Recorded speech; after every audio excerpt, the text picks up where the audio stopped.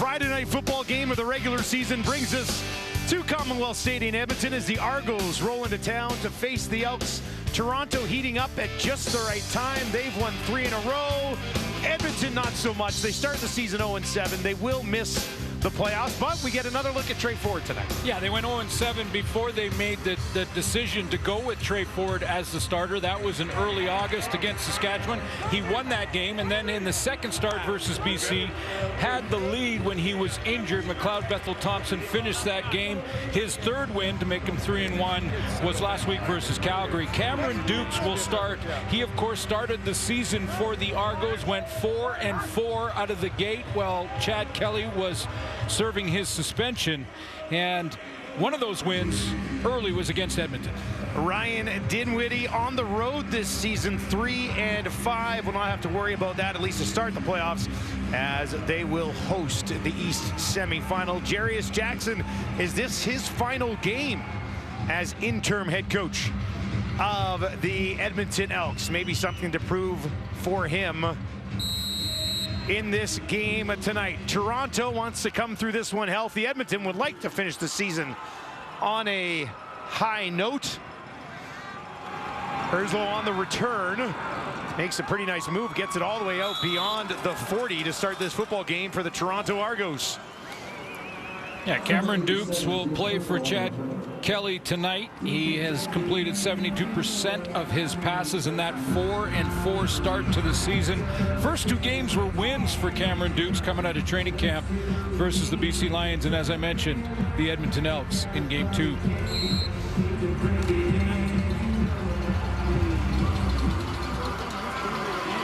They'll start on their own 43. Met way back in June.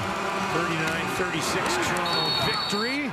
Quick tackle made on the first completion of the ball game that goes to Dejan Brissett. Take a look at a young left tackle out of the University of Calgary, John Boss, who gets a start over there, and he'll be up against Noah Curtis and Elliott Brown. Watch that matchup throughout this game. Up for Rookie of the Year, Mackay Polk, close to 1,000 yards. They have to have a good game tonight to get there. Just shy of 100. John Boss at left tackle, 3rd-round pick, 25th overall in this 2024 draft. Near side, first down. Coxie gets involved early in this one against the Edmonton defense. Start the leader up front in the defensive line in the sack department. Elliott Brown has 7 on the season, and if you take Niles Morgan and Nick Anderson's tackles and combine them, it's over 200. It's a good linebacking core, top linebacking core in the league, really. And then you look back at the safety position, that's the leader in interceptions in Luchez Purefoy. 20 interceptions among those 5 guys this season. 1st and 10 from the 52, and they'll hand it off right at the middle. Out of Boye gets about 3, maybe 4 yards on that first down carry. So Cameron Dukes gets some valuable playing time as the Argos prepare for their playoff game versus Ottawa. Montreal has been sitting in that first place spot for a few weeks now in the East Division, but every rep important for a lot of different reasons. Chad Kelly will watch from the sideline. And this Argo team, as you mentioned off the top, 3 wins in a row. They win tonight, they're going into the playoffs hot. Yeah, 4 of their last 5, 3 in a row. Good sample size on Dukes this year. 4 wins, 4 losses. Gets that 9th game tonight and has another completion. That one down inside the 40 as he goes back to Coxie once again. Real nice timing on this throw from Cameron Dukes to Coxie as he can run that dig route. See him looking him right at him. Sometimes when you look right at the defender, and that time it was Darius Bratton, the halfback, at the deep defender, look right at him, it freezes him. Couple first downs in field goal position. Dukes completing just over 71% of his passes coming into this game. He started the game 3 for 3. Mital now takes it, pushes it ahead. And another decent enough pickup on first down. So they went into BC, the Argos. Beat the Lions pretty handily, 33-17. And that got them started on that 4 wins in the last 5 game streak, including 3 in a row against Montreal, Winnipeg, and Ottawa. all playoff teams. Yeah, a couple very impressive wins mixed in there. They'll need 6 more here from the Edmonton 33. 3 options. Wide side left for Dukes. 1-on-1 down the field. That's caught just inside the 5. No, batted away. Excellent focus from Kai Gray to make sure Coxie couldn't haul that one in. Yeah, what a great matchup out here. Coxie and Kai Gray, they're going to go head-to-head in the 1-on-1, and Kai Gray up in that press position. And he's beat off the line of scrimmage, but he doesn't give up on it. Gets the left hand out, reads the eyes of Coxie as he looks for that ball and reaches to it. The left hand comes out and knocks the ball away. So 3rd and 6. Arlahu in. A 40-yarder from the right hash. That is up, and it is wide left. And that'll be brought back out by Javon Leake, who takes it to the 10, the 14. A flag on the play. So Toronto comes up empty.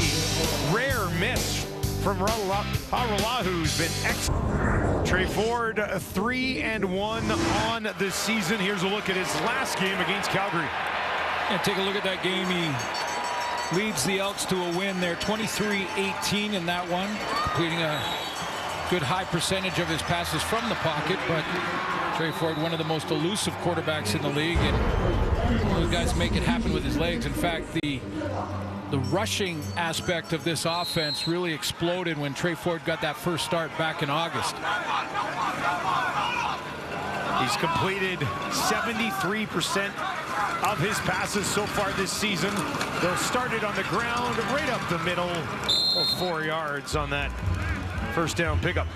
The offensive line has quietly played very well. I didn't highlight any of them because they've been a great unit up front. In fact, they lead the league in sacks allowed. Now, part of those games, 4 of them anyway, 4 starts, Trey Ford was their quarterback. Tough to get him with no offensive line for any defense. And Eugene Lewis has got 7 games in a row with a major. I mean, that's some kind of list. He's close to a CFL record. New franchise record set in their last game.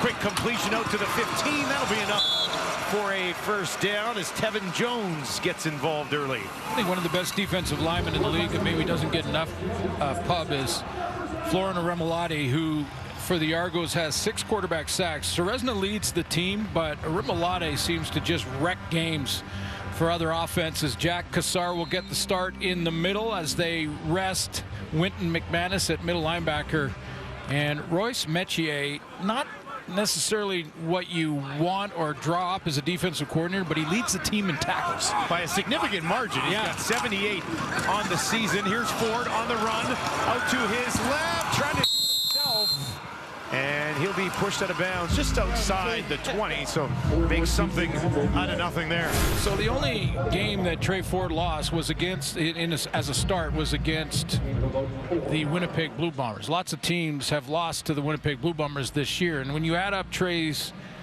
Ford's starts over the last 3 seasons here in Edmonton, you can add up all the other quarterbacks that have started over that period of time, and they don't have the same number of wins as Trey Ford. He has 8. All of them combined in the last 3 years have 6. Looking to throw here, a little sidearm action, and that'll be a first down, a little bit more as well, all the way out to about the 34-yard line, and Gino Lewis gets involved with his 70th catch of the season. You know, and I know that McLeod Bethel Thompson put up some big numbers. I mean, McLeod's well over almost 4,000 yards passing on the season. But again, was the starter for that 0-7 start. So, you know, at the end of the day, quarterbacks are measured really by wins and losses. And Trey Ford, 3-1 this year, only loss was to the Winnipeg Blue Bombers, and 8 wins in the last 3 years, more than the rest combined. That one's batted down at the 40 as they were looking to get it into the hands of Jerminic Smith. Eugene Lewis on that last catch, by the way, went for 12 yards. He's now 6 yards shy of a 1,000-yard season. 9 touchdowns, as you mentioned, 7 receiving touchdowns in his last 7 games. Franchise record. Had a rushing touchdown in that last game as well. He has been steady once again. As advertised. Team. All 17 games this season. He's been there for him. Ford throwing on second and long. Takes off on the run now. Makes one man miss. Scrambling ahead. He's got the first down. And after he secures that, a slide for good measure. Well, when you want to widen to try and keep him in contain, you open up middle run lanes. Look at Rimalotti, how wide he is. Both defensive ends. Now just three-man pressure, so they've got a spy, but the spy doesn't pick it up. He makes the spy miss. Escape up the middle. As Kenneth George Jr. tried to keep an eye on him there. Couldn't bring him down. Instead, it's a first down. Edmonton's up to their own 45, 1st and 10.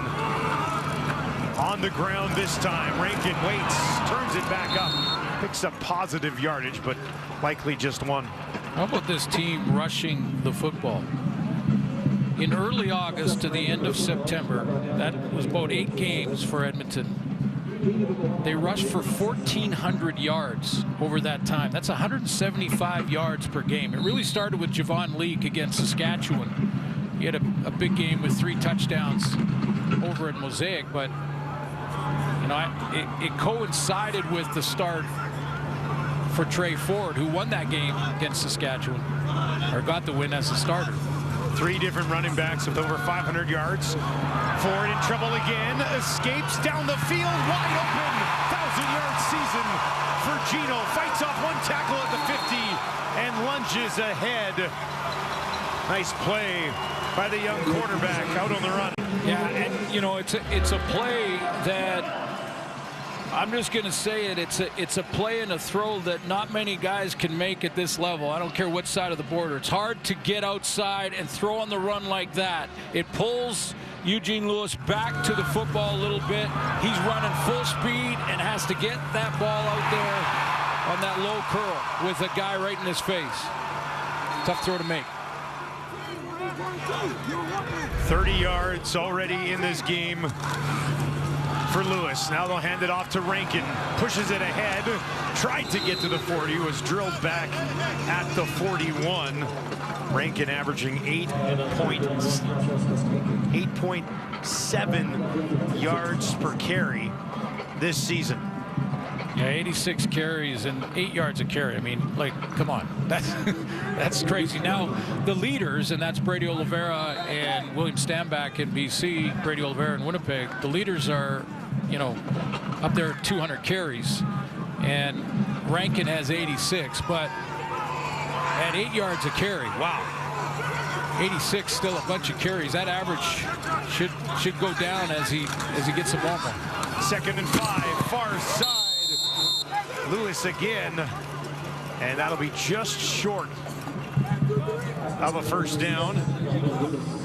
Yeah, the ball, just a quick timing out here for Lewis and Gino Lewis, and the ball kind of brings him back. He's at the marker, but in order to continue to separate from McFadden, Trey Ford tried to bring him back a little bit, and that will make him a little short of the first down.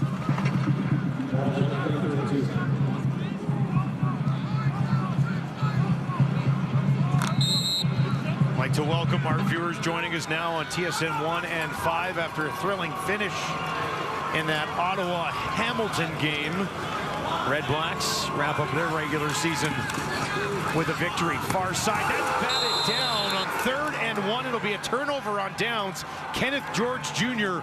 broke on that ball very well. What a great break on the football downhill. He knew it was going to be a short throw, high percentage throw, at least that's what the plan is offensively here. Just a quick out from the inside, and what a great break on the ball. Cut underneath with confidence, and Kenneth George Jr.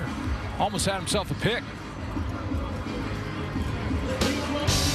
Cameron Dukes getting the start for the Argos tonight. Had a pretty good drive to start the game that ended with a missed field goal. He's 4 for 5 in the early going. He'll have the ball when we return. Terrific. Hey, no spoiler. No, I didn't spoil anything. Okay. Yeah. You know what? It was awful. Be surprised for yourself. Dukes under pressure. Can he escape the pile? No, he's going to be taken down the 30. Everybody was in on that one. Elliott Brown, Nick Anderson, among others. Yeah, a 6-man pressure coming, and only 6 to block, but one of them is the back at Deontay McMahon. We're going to see much of, or probably none of, Kadeem Carey is starting tailback for the Argos, but overwhelmed the blocking scheme with lots of pressure there. Number 8 for Brown.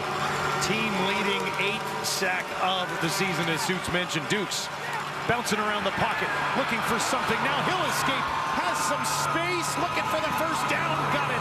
Takes it just outside the 50, and then wisely steps out of bounds.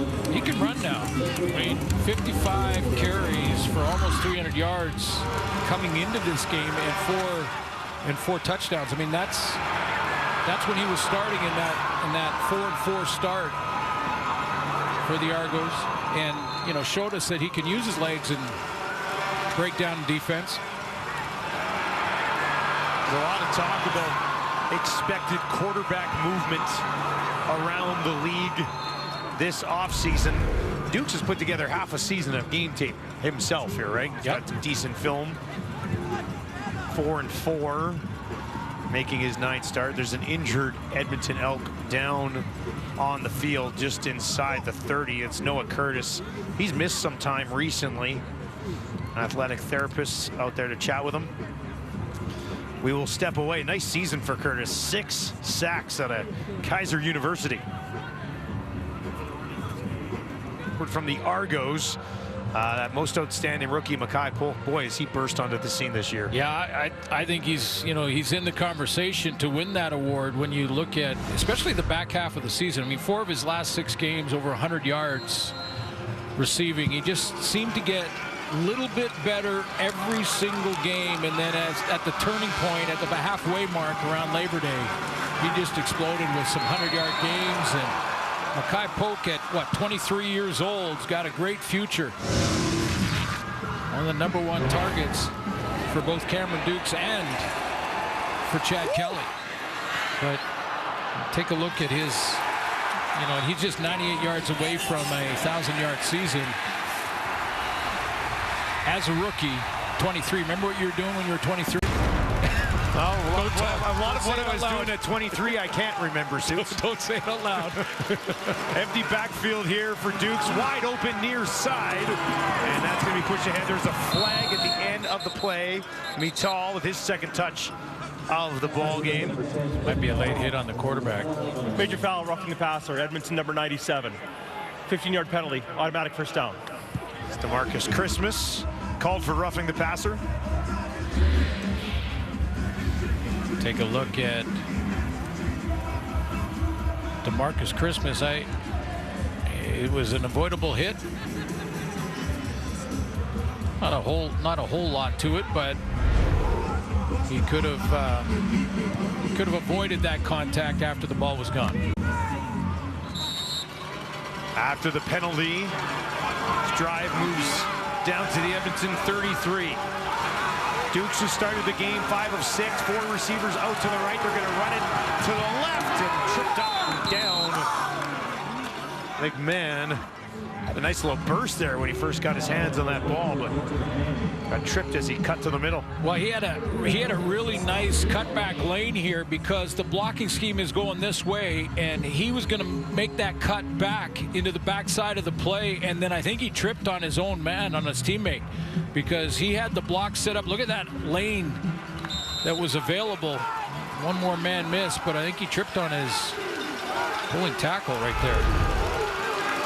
So I only got a yard. It's 2nd and 9. A throwing situation for Dukes. 3 to the right, 3 to the left. He's under pressure, and he's taken down, but a flag at the end of this play as well. Elliott Brown be sack number 9.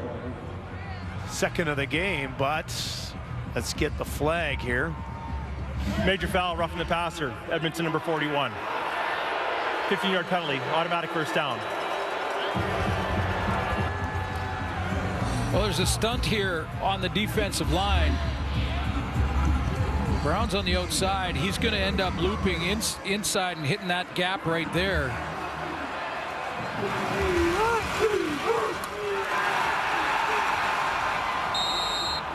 I thought it may have been a taunting call after the fact, but I guess it's helmet to helmet. Helmet to helmet, I guess. Targeting up high. Tough for him to make that adjustment, though, on the fly with a quarterback that's, you know, at that height. He's 6'1". They're at the same level.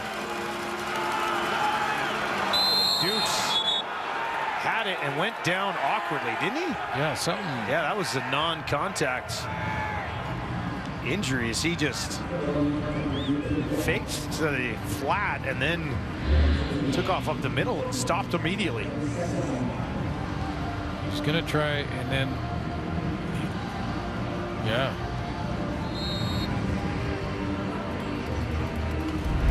Ramp maybe? Maybe he stayed in. That was bizarre. Got a yard out of it. 2nd and 9. 4 receivers out to his right side. Looks to the left. Throws in that direction. And it falls incomplete. And Dukes will be very slow to get up once again. Yeah, he took another big hit here. Not sure which number, but let's take a look at Dukes on this hit, because it's a low one. That's a penalty as well. You know, you've Daniel Joseph, the former Argo, coming off the edge. I'm not. Yeah, they're going to warm up Nick Arbuckle.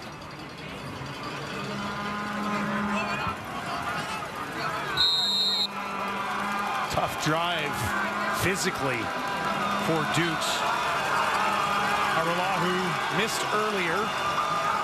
Been excellent so far this season. This is 23 yards straight away, no problem. Puts it home, and Toronto is on the board. They lead 3-0 with 65 seconds left. In the last 6 weeks, they've sharpened up. He did say, though, that fourth quarter against Ottawa last week was a good reminder that they need to be better on defense. He thought they were a little bit too aggressive, and then mentioned that the special teams got caught in a few plays as well. But overall, he says, yeah, there are some similarities to 2022, but this team has its own character, its own identity, and is trying to carve its own path to the Grey Cup this year. Never a bad idea to be that team that gets hot in the second half of the year. Look at Montreal last year, Toronto the year before. Yeah, no question. You know, and I think the Argos could make some noise in the playoffs. I really do. You know, you look at their defense, especially their front seven. Now, the one playing here tonight is going to be different, a little bit different than the one you see in the playoffs and possibly the Grey Cup if they make it that far, because no Wynton McManus and, you know, some of the starters out. But that defensive line can get after the quarterback. They lead the league in quarterback sacks with 47. They also lead the league against the run, just 74.8. Here's some pressure. Ford gets it away, wide open far side, down to the 50. It's Leak. The race is on. Nobody's going to catch him. See you later to the 10, to the house. Javon Leak from Trey Ford. Touchdown, Edmonton.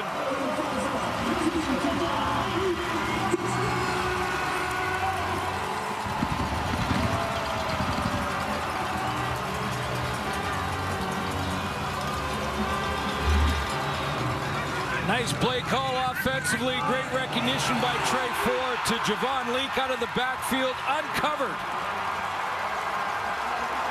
No one's going to catch him from behind either. Longest reception of the year for Javon Leak. 67-yard strike to Leak. Trey Ford's at 112 yards passing. And that is blown wide. Vincent Blanchard handling the kicking duties for Edmonton today. Misses his first crack at the extra point. Ford drops it in over the shoulder for Leak. And he was not going to be caught.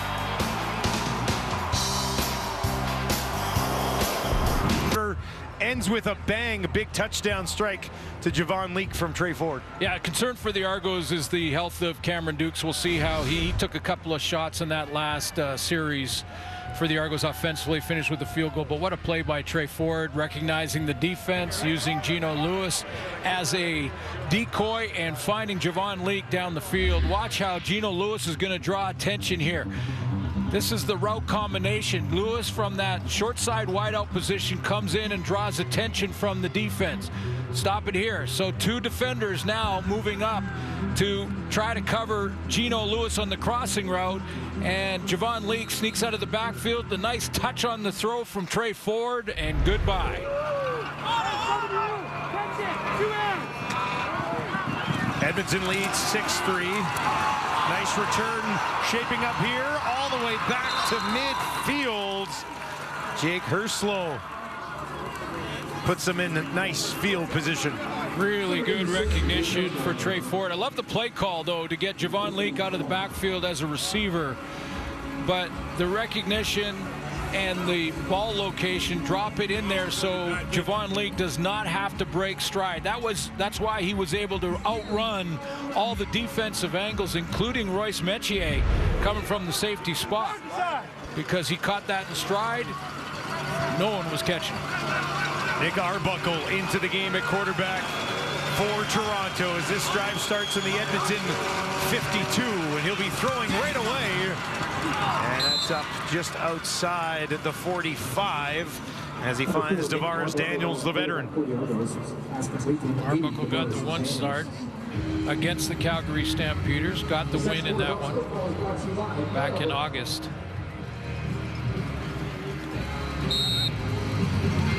Spent some time in Edmonton in 2022, a couple of years ago. Now 3rd on the depth chart in Toronto. 2nd and 4, 3 to the left, 3 to the right. Looks down the middle, big collision, but the ball is held onto by Coxie, his 3rd catch of the ball game. Felt that one.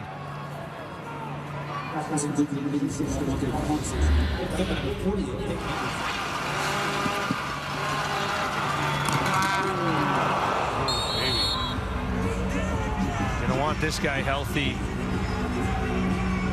for the postseason. Nick Anderson delivering blow after blow all season long. There was another. That doesn't look good, does it, Suits? Oh, not at all. Ooh. Got the first down, paid the price to do it. Toronto will work from the Edmonton 33. Hand it off, pushing it out inside the 30. Out of Baboye, handling the running back duties for now for Toronto. And 56 carries on the season coming into this one, so they also have 3 very, very capable tailbacks, and Kadeem Carey, Deontay McMahon, and Adebaboye. But boy, the concern for the Argos, they don't want to lose. Cameron Dukes is a backup, yes, but an important one in case anything happened to Chad Kelly early in a playoff game. 2nd and 6, Arbuckle, end zone shot, drops it in there, and it's held on to Jake Herslow, hauls it in.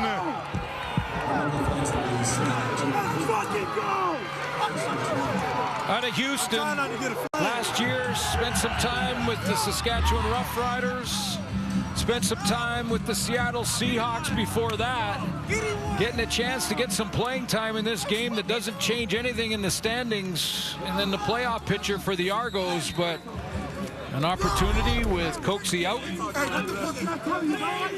Takes full advantage of it. First CFL touchdown for Herslow. And Toronto takes a 4-point lead in Edmonton. Arbuckle wastes no time finding the end zone. The 26-year-old Herslow hauls it in. First touchdown in the Canadian Football League. 3 years at Old Dominion before transferring to the University of Houston. Now finds himself in the end zone. Well, a veteran move in the route running there on Kai Gray. I just explain that in a second. Not a real fancy route. He just a little inside move. Tried to freeze Kai Gray in the one-on-one, and then got in behind him just enough, and Arbuckle put it right on the numbers. Third passing touchdown of the season for Arbuckle. This kick will be taken just inside the 20 by Purifoy, and he spins it back out beyond the 35. So Herslow's got, it's nothing fancy, really a go route here, but watch the subtlety in the route running to put Kai Gray off his balance a little bit. Watch his hand. See right there, he knocks the hand down, and that gives him just a little bit of room in behind Gray, put him off balance just slightly, and that little slap with the hand got him a yard of separation. That's all he needed for a touchdown. All right, a change at quarterback for Edmonton as well, as Daggy has come into the game. We're going to see Trey Ford for a quarter. Edmonton number 67. 5-yard penalty. Yeah, remains first down. I've gone 3 years with scratching my head on some of the decisions, but listen, I thought maybe they'd each get a half or something like it. Maybe, I don't know, maybe they switch it up again. That seems weird. Well, here's the thing. I mean, this team is out of the playoffs, and there's, that the roster will look different. Teams that are not in the playoffs, they know there'll be change over there. You mentioned Jarius Jackson and his job as a temporary head coach right now. Does he get it back? We're not sure. Here's Daggy in trouble. Gobbled up and taken down. Nowhere to go on that one. Parrish, 6th sack of the season. But Trey Ford is a free agent at the end of the season. It's interesting here in Edmonton because they've got a lot of really good pieces, but also are going to see some significant change in key spots. Well, I think if they can keep their core together, and they've got to figure out the quarterback spot. Are they going to believe in and create an offense for that guy? One that suits his skill set? Or are they going to move on and Trey Ford will move elsewhere in free agency? 10-yard loss. Daggy, 2nd and 20. Misses everybody, and that one drops just outside the 45. Daggy saw some action last year. 587 yards, 4 touchdowns, 4 interceptions. Has been around this year, but it's been McLeod, Bethel Thompson, and Trey Ford for the entire season. I may not be surprised to see a little Dakota Prukop tonight, too. But, yeah, Jared Daggy, first action was against Toronto last year. Another booming kick from Jake Julian, who's going to set the all-time league record this season. Return from Ungerer right up the middle, just outside the 35 on a beautiful for Edmonton, but a few excellent individual performances on this team. Geno Lewis, we've talked about, outstanding player nominee, and Curly Gittins Jr., who has more targets than Geno. Outstanding Canadian nominee, but the rookie, and again, a guy you could really make an argument for, Nick Anderson. 101 tackles defensively, 3 sacks. First down carry for McMahon.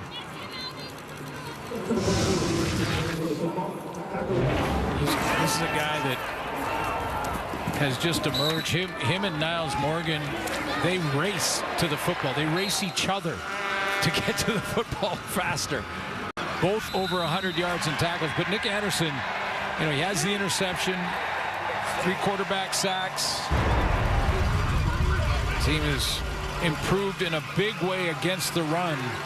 The addition of Anderson and Morgan working together, and Derek Moncrief has helped in that regard too. But last year they were averaging almost 140 yards a game allowed along the ground. This year they've cut that down to 97. So you take a look at the top tacklers in the league. Niles Morgan leads the way. Nick Anderson at number 2, playing the same team. They're racing to get to the tackles. And let's take a look. Wow. I know Chris Jones, when he was with Edmonton earlier in the year, said if he was 6'1" instead of 5'11", he wouldn't be here. But he has fit in very well. Early movement on this one. Well, you know, you mentioned the change in the offseason. Of course, all the playoffs. Offside, Edmonton number 45. 5-yard penalty. It remains second down. All the teams that didn't make the playoffs are going to go through some change. You know that. In fact, the ones that did make the playoffs are going to as well. But I think of the non-playoff teams, the Edmonton Elks could get off to the fastest start next year. I think they have the talent here. You look at their defense, you know, maybe a little bit more help up front, but a good-looking group with Noah Curtis and Elliott Brown on the edges, and Oakman was a big add. Their linebacking core we've already talked about. Really like their secondary. I mean, they've got some pieces here. Arbuckle completes it. Tommy Nill straight ahead. And the ball pops out, grabbed by Edmonton at the 40. You see Nick Anderson dancing there. Did he knock that ball loose? I think he did. On cue. Cordell Jackson comes up with it. And there, Anderson and Jackson that are making plays for Edmonton, and if they can keep this core together, it could be a pretty tough team to beat next year. This was going to be Cordell Jackson that actually rips the ball out here with help on the hit from Nick Anderson, but it's Jackson who has also had a great rookie season. 4 interceptions on the season for him, 8 passes defended, and now a forced fumble and fumble recovery.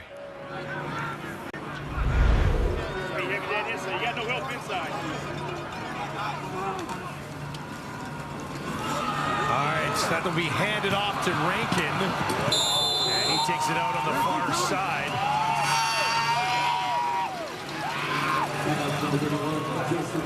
Rankin, another rookie, who was here in training camp. They used him as a receiver in camp, didn't really work, and then brought him back and said, hey, do you want to be a running back? And it's worked out pretty well. Well, let's talk about their offense now. Again, the Elks, to me, are the team sort of best equipped right now to get a great start to next season. They have to figure out the quarterback position, but after that, this is a good group. I mean, Tevin Jones, if they can get Geno Lewis back, Curly Gittins, Dylan Mitchell, that's a receiving core now. Back to Rankin again, pushes it up to midfield. Got off to such a tough start, lost a lot of those games early on by, you know, less than 1 possession. I mean, talking 3-point games that just didn't go their way. McLeod Bethel-Thompson started all 7 of those games, put up some big numbers. I mean, I think his first 3 games, he was over 300-yard passing, but they couldn't find a way to get the win. The change was made. Chris Jones was fired. Jarius Jackson took over. There's a lot of talent on this Edmonton team. 2nd and 5 for Daggy, who's in the game. We have been told that Trey Ford is expected to come back in, and they'll alternate the quarterbacks throughout the game. Nowhere to go on this run for Rankin, and that'll bring up 3rd down. Well, this is what I don't get, and whether it's Jarius Jackson, who was the offensive coordinator when Chris Jones was here anyway, so he was making a lot of those decisions. But putting a quarterback and switching them this time of year back and forth, series to series, I don't know that the quarterbacks would like that very much, to be honest with you. They're not going to say anything, obviously, about it. And waiting 7 weeks to try something new at the start of the year when they weren't getting any wins, and to not make the change until August to bring in Trey Ford, who got the first win of the season for them. What a kick this is. That bounced inside the 1, came back. The flag on the play.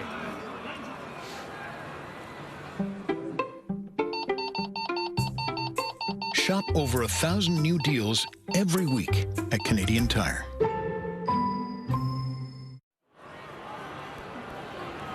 So I don't know. There's some of the quarterback decisions that have been made here in Edmonton, and that goes back for 3 years now. I showed you that right off the top.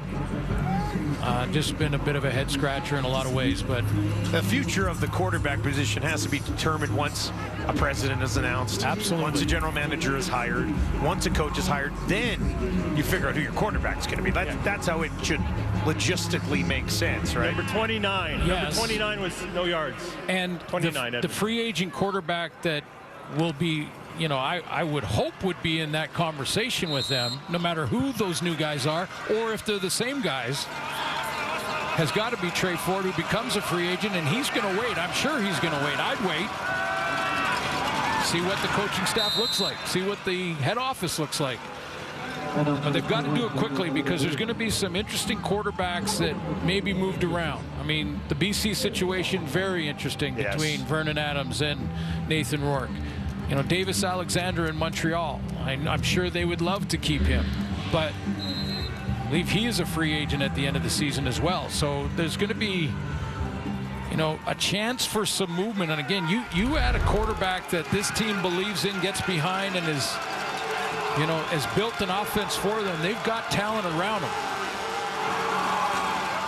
Here's Arbuckle down the field, and that is caught just outside the 40, back to the rookie, Mackay Polk. There's a flag back by the line of scrimmage. We'll see what this is.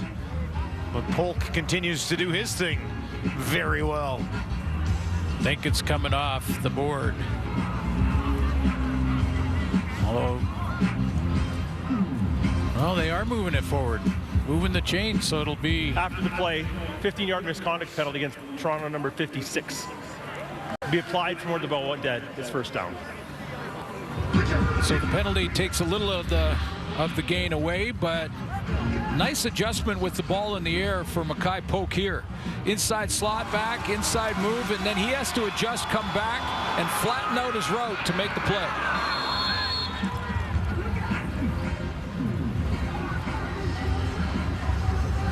Not out of the question that he could hit 1,000. Came in needing 98. 1,000-yard rookie season would look nice on the resume. First down from the 33 after they bring it back. One tackle miss, not the second. Attaboye back just shy of the line of scrimmage. Might take a loss on this first down. Yeah, Daniel Joseph made the play, redirected, and got to Attaboye because he kept hustling. Wasn't in his gap that play, but he reacted once he found the ball and got there.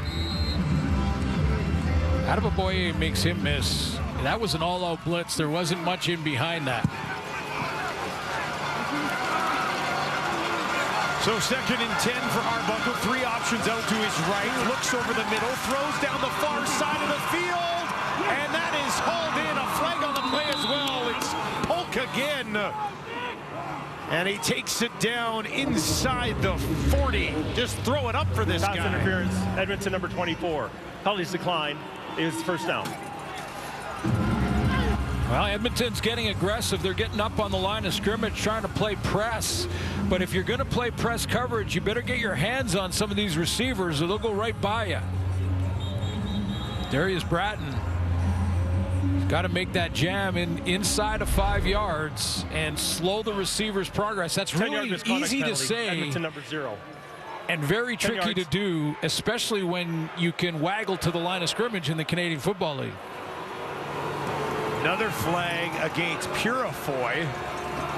And they'll tack on 10 more. Takes it down to the 26. I was talking about Polk needing 98 for a 1,000-yard season. He's got 67 on this drive. 4 receivers, wide side right here for Arbuckle. Already has a passing touchdown in this game. They'll go on the ground here, up the middle. Attaboye, short pickup on first down.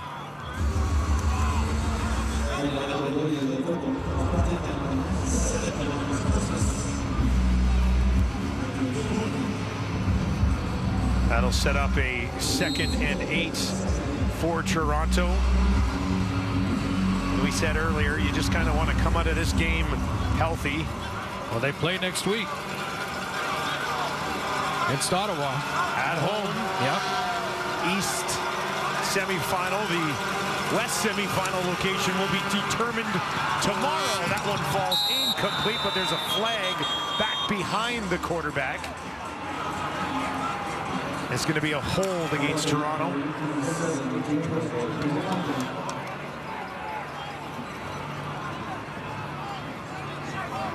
Holding. Toronto number 67. Penalties decline. It's third down. Gregor McKellar, 25-year-old out of St. FX in his third season. They'll decline it, and it'll be a 3rd and 8. And another field goal attempt here for Haralahu. 1 for 2 tonight. Just 5 misses on the season. Was at 92.9% coming into the game. 31-yarder, no problem, right down the middle. And the Argos lead by 7. Haralahu having an excellent season. Banged home 8 field goals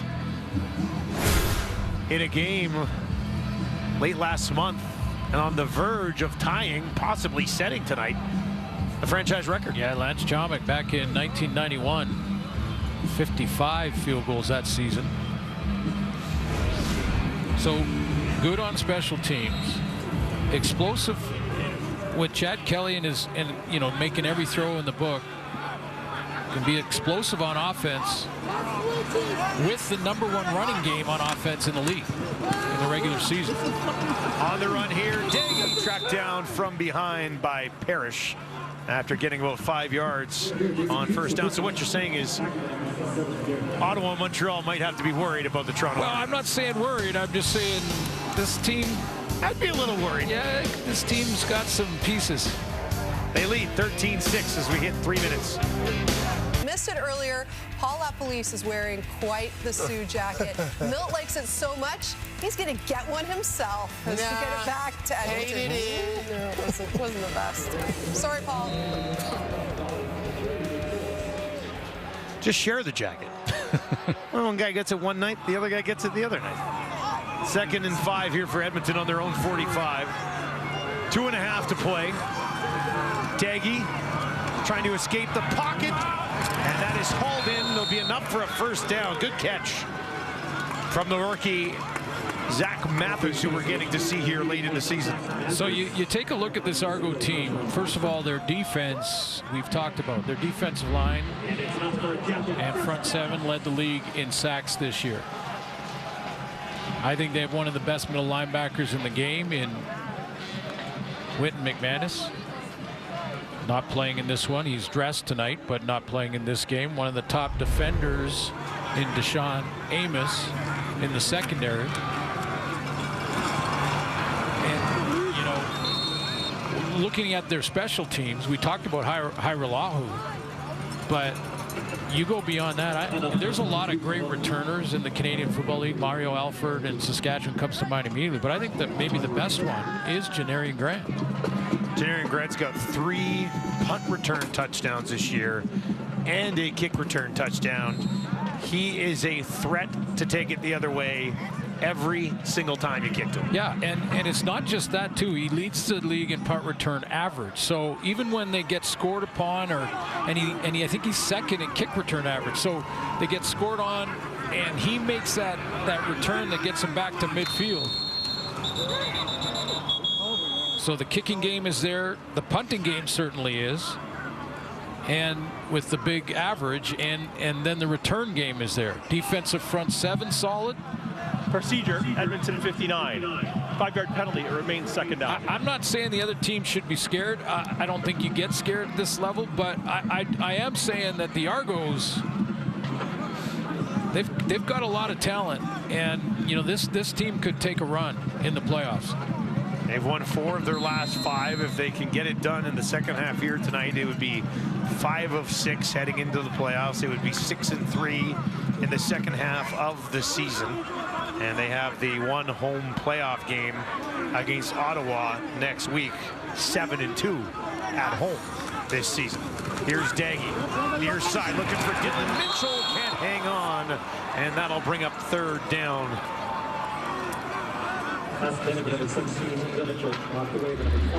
Benji Franklin, I think, on the coverage there, he's going to break on this ball and get that right hand in. A little bit of adjustment or pulls Dylan Mitchell with the left hand, but it was after the ball had arrived. So no flag on the play. Unger waits to return.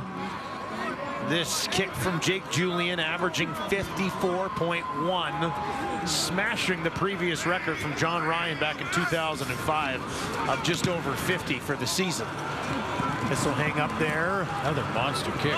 That'll bounce at the high. And bounds at the 3. Oh, mark him at the 2. Nice. Great job again. La Liga juggernauts, Real Madrid and Barcelona set to face off at El Clasico. This is a big one, even I know that. Tune in tomorrow, 2 o'clock Eastern, 11 a.m. Pacific on TSN and TSN Plus. Madrid versus, I think, sometimes they say, was it Barca? That's a big one. There's a flag. 15-yard penalty.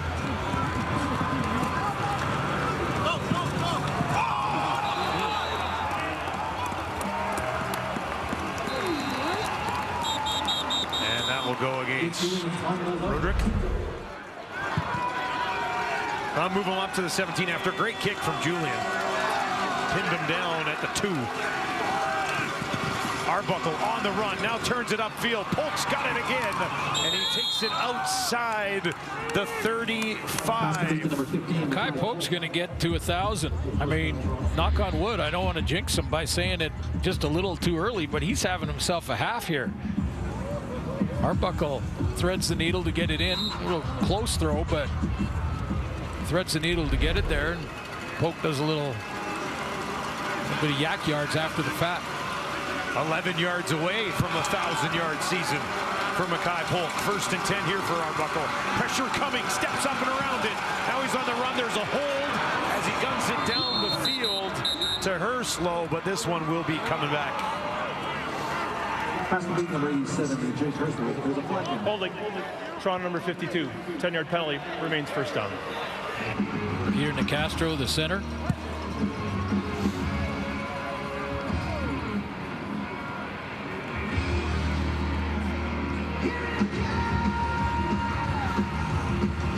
Nicastro, 4th year out of the University of Calgary. Penalty-wise, the Argos have improved over last year. They were averaging almost 80 yards a game last year in penalties. This year, just over 60. That's middle of the league. 1st and 20 here. Pressure in the face of Arbuckle again. They'll set up a screen for the running back, and he takes it all the way out to the 40. Adebaboye. Nice pickup on 1st down. Back within striking distance here in a 2nd and manageable. Most underused play in Canadian professional football is the screen to the tailback. Used to hate playing against it. They need 7 more. Over the middle, got it again. It's Polk, and that'll be a 1,000-yard campaign for Mackay Polk. Boy, if you're Ryan Dinwiddie, you're almost thinking now, how do I rest him for the second half? Make sure he doesn't get nicked like we saw DeMonte Coxie get nicked in the first half or in the first quarter. Polk again at the 45 this time. Tackle made. Kai Gray had seen enough. He wrapped him up immediately. 5th catch of the game for Polk. He's caught all the balls thrown in his direction so far. Now got 60 catches on the season in his rookie campaign out of Mississippi State. Arbuckle back to him again. At some point, you might want to cover Mackay Polk. Well, they're playing a zone look, and they're dropping off in that zone. He's exhausted right now after a couple of catches like this. Over 1,000 yards. Gino Lewis over 1,000 tonight as well.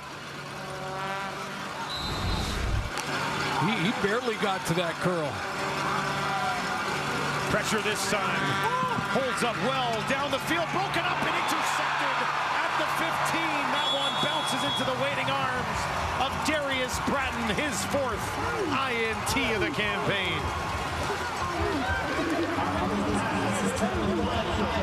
Mackay Pope, after that last little curl he caught, had to go off and catch his breath, and Nick Arbuckle went to that side again. 2 receivers in the exact same spot. That brings coverage with it. 2 young guys, one of the 2 ran the wrong route.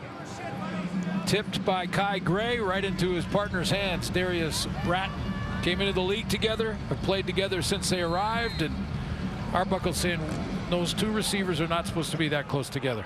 I feel like he almost needs to give half an interception to both of them there. Great play by Kai Gray to pop it up in the air, and Bratton takes it away. Now on the ground, pushing right ahead, it's Leak. He's got a first down as we see both Leak and Rankin mixed in at running back here tonight. 29 seconds remaining in the half. Yeah, the Elks, the problem with Leak when they moved him to tailback, and he had the big game against Saskatchewan, 3 touchdowns, 150 yards rushing, and then he became sort of the starting running back till he got nicked, and that's when Rankin came in. But Kevin Brown also part of that 3-headed monster. The problem with it for the Elks is it took their best returner off the special teams. Edmonton, the only team in the league without a special teams or defensive touchdown this season. Yeah, so when they brought Javon Leak to the offense, which I would agree with. I mean, you got to do that when he was playing as well as he was and has all season from that tailback spot. Then you take in your best returner now, and they basically did the returns by committee after they made that decision. Well, we were talking about Janarian Grant. I mean, Javon Leak, the reason they brought him in here is because Edmonton's return game has struggled for about a decade. Since Gibbs brought him in. Yeah, well, you know what? That's not even a stretch, though. I know, it isn't. And that was a long time ago. They moved him into running back here, and he can certainly move. There's no doubt about that. We saw that on a touchdown he had earlier in this ball game, but that is going to do it for the first half. If you're the Argos, you lead here. Well, if you're the Argos, you're concerned with Cameron Dukes and DeMonte Coxey's injuries. That's probably the #1 concern for Ryan Dinwiddie right now. But got to lead in the game on the road. And Nick Arbuckle's been most of the second quarter here. Jake Herslow with his first touchdown in the start. The second half, they are 2-9 when trailing at halftime this season. This return brought ahead. There's a flag you saw fly in as Purifoy takes it out beyond the 40. We'll sort out that flag here. Return, illegal block. Edmonton number 13. 10-yard penalty, first down. No, that'll back it up. And going back to Trey Ford. Tag, you're it. Trey Ford comes back into the game. Started the game, got things going about midway through that second half, made some of the Trey Ford style plays, also threw nicely from the pocket, and the big touchdown to Javon Leak right here. And right after that throw, he was pulled.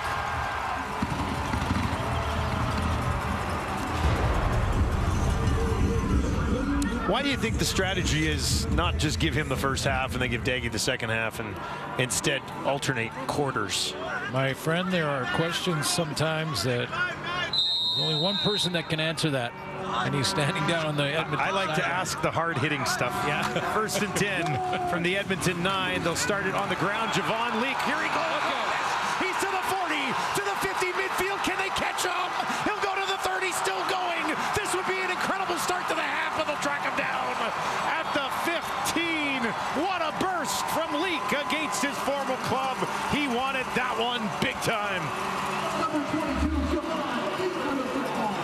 He hits it, gets one block on middle linebacker Jake Kassar from his offensive line, and he takes off. And just because he juggled the ball to the other hand, I think he lost half a step, is the only reason he didn't take it all the way to the house. 88 yards for Javon Leak. He's got 116 on 5 carries. Saw Trey Ford in the distance there. Like, as soon as he hit the hole, Trey had his arms up. He thought he was going to take it all the way to the house. Ends up getting stopped at the 12. Good job by the Argos defenders, Milton among others, to eventually track him down. The work from the Argo 12 now. A little trickery here. They drop it back. And brought back to about the 15 by Smith. Well, I didn't catch the number of the offensive linemen in the hole, but one of the linemen got up on that second level on Jake Kassar. That gave the seam to Javon Leake, and then it was a foot race between he and Mark Milton. And when he handed the ball to the other side, when he switched it over, there's Trey Ford's reaction, because he knows how fast Javon Leake can run. He went, uh-oh, no one, everyone's behind him by 3-4 yards.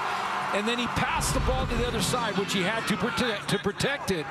He stumbled just a half step, and I think that cost him a touchdown, but what a run. 2nd and 12. Argos will bring a little bit of pressure. Ford gets it away, and that'll be caught. Good tackle made over there by Milton on the catch from Mathis. His 3rd catch of the game, and they'll be forced to kick a field goal here.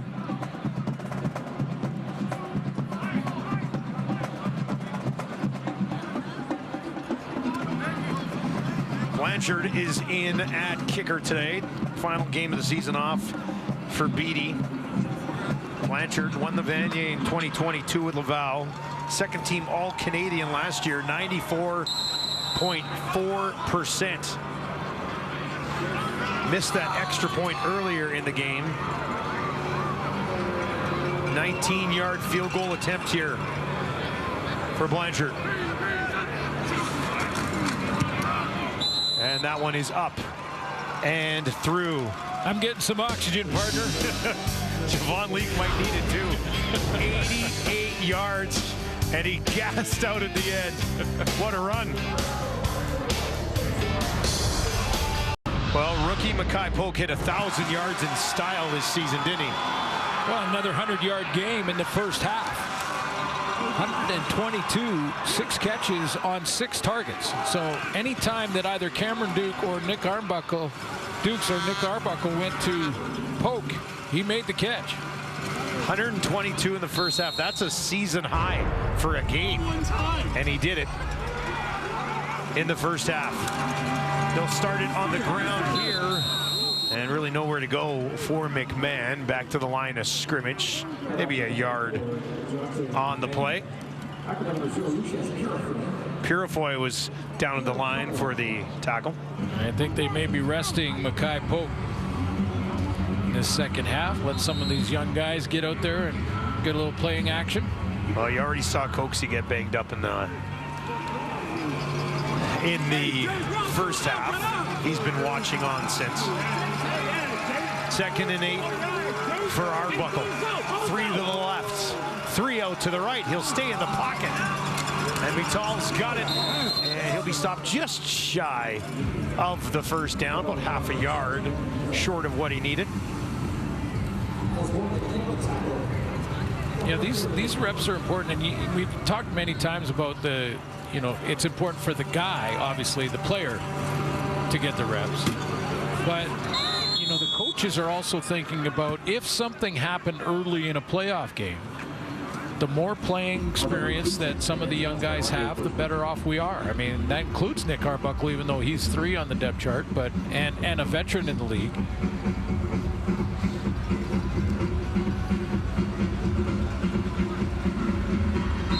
So they've taken out DeMonte Coxie. He's precautionary. We're hearing from the sideline. And looks like Mackay Polk may be done for the night. Cameron Dukes is banged up. And we will get more of a report, probably not till tomorrow, on him. Straight up the middle with McMahon. He's got a first down. The good news for Toronto, it's not good news, but the fallback plan here is a veteran quarterback in Nick Arbuckle as your backup. If Dukes can't be ready to back up Chad Kelly for the playoff game. Oh, absolutely. And, obviously it's a big hit to lose Cameron Dukes with his playing time experience this year and starting the first 8 games, but you also get Deontay McMahon a chance to play because he's been off and on all season. But Kadeem Carey over 1,000 yards coming into tonight's game. Kadeem Carey and this Argonaut team has led the league in rushing. Kadeem Carey with the 1,000-yard season, just one 100-yard game. So just a steady 60, 75, 80 yards every single game from Kadeem Carey. Man with another carry here. I'll give him 3 yards. Kadeem Carey is dressed tonight, but Ryan Dinwiddie does not want to have him go in the game and make sure he's got fresh legs for the playoffs. But yeah, I had to double check that on that stat that the Argos lead the league as a team rushing with 123.9 per game. Edmonton's number 2 at 123.8 per game. So it's very close. You think? In fact, this game, that Javon Leake run may have changed the entire thing. This will be taken down inside the 20. Herslow makes the play. How about Jake Herslow taking full advantage of his opportunities? Inside waggle and then just sits down. That's great recognition, understanding the defense he's playing against, that he's not going to run through the zone into somebody else's coverage area, and he just sits down in that little hole. And touchdown catch tonight. Nice first down there. Yeah, 55 yards and the major. 1st and 10 from the Edmonton 17 for Arbuckle. On the run to his left, gets it away. Broken up, looking for Metal. Cordell Jackson was right there, and he'll lock him up. I'm sure a lot of the guys playing for Montreal are watching this game too, and we're talking a lot about the Argos, covering this game and how they could, make a lot of noise in the playoffs with all their different phases and the talent that they have. I would suggest it's difficult to judge Montreal's last 3 or 4 games in that they have locked up first throughout that whole time. I mean, you're trying to put that full effort out there every single game as a player, but I think when it's all locked up and it's not sort of do or die, it's difficult. Here's Arbuckle down the field again, and they'll stop it at the 5, but a first down. Tommy Nell. Now, having said that, Montreal plays Winnipeg tomorrow. It's important for the Bombers to try and lock up first place. And it's important for Montreal to get on a roll, just like the panel was talking about at halftime with Ottawa. Ottawa to get that win tonight, just to have that good feeling to sort of validate the process again. I don't see a world where Jason Maas, after what happened last week in Vancouver, just sort of mails it in against the Bombers. I'm just saying all the pundits that are making the sort of the idea that the Argos may be the best team in the Eastern playoffs. I don't think you can judge Montreal the last 4 weeks. From the 5, tackle made by Cordell Jackson. They're still the best team because they earned it. They earned it through the regular season with their 12 wins so far, and they could make that 13 if they win tomorrow against Winnipeg. And if they do win tomorrow against Winnipeg, you and I will be calling that Sask game, which means something to Sask and something to Calgary too, because they'd love to foil them in Mosaic. Oh, in Mosaic, yeah. Chatting with Jake Mayer earlier in the week, he goes, it doesn't matter what's on the line. It would be special to win at Mosaic. So we'll have that for you tomorrow. On the ground here, McMahon to the end zone. He's in. Touchdown, Toronto. 4th rushing touchdown of this season for McMahon. Tremendous quickness from Deontay McMahon. He just, look at that jump cut back outside, little dip in his shoulder there, made it very difficult for a defensive line, and then demonstrates a little bit of balance with that left hand going down on the ground and reaching over with the football across the plane. Kept the elbow up too. Yeah, sort of. Yeah, if the elbow touches, he's behind the line, but he didn't. Aralahu for an 11-point cushion. And he sneaks that one inside the left upright. 10 plays, 70 yards, 6 minutes, a touchdown for McMahon.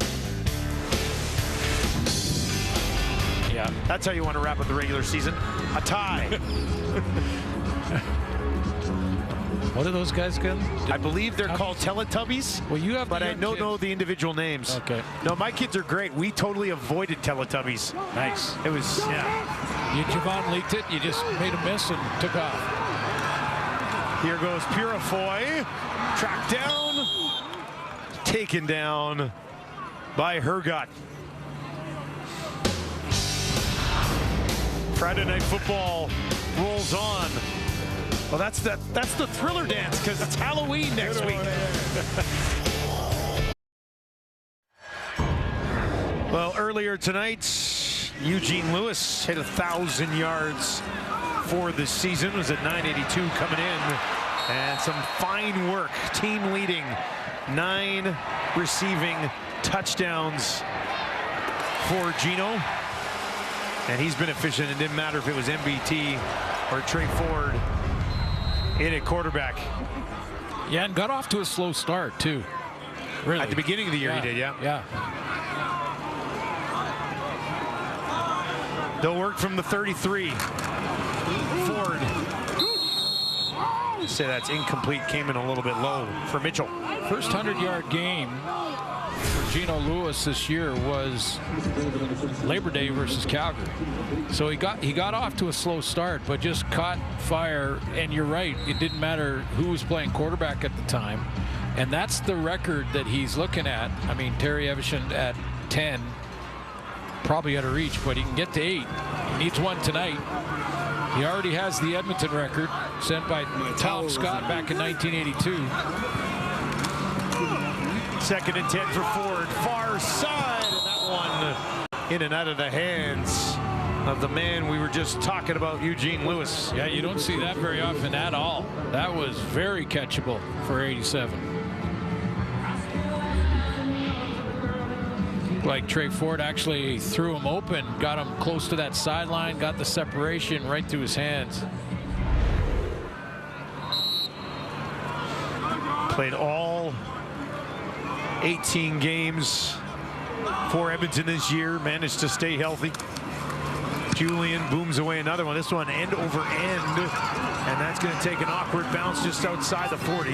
Flags on the play on this one for sure, and Ungerer has nowhere to go. Maybe hit one of the Elks. The Argos getting set for the postseason. Basketball in the 40s and then wound up with the Argos in 1949. He was also a really, really good basketball player to the point where he was brought in by the Harlem Globetrotters. And this is a guy that was once dubbed the greatest Canadian athlete you've never heard of. Well, that's really no longer the case. Going into the Canadian Sport Hall of Fame, he died in 1981, guys, and goes in with some other great Canadian athletes. Daniel Nestor, the tennis player, of course, Patrick Chan, figure skating, and Vicky Sunahara, among many others. So a great story there about Fred Thomas. Quite the honor and quite the resume for Fred Thomas. No question, and congratulations to the family. As Tom mentioned, passed away in 81.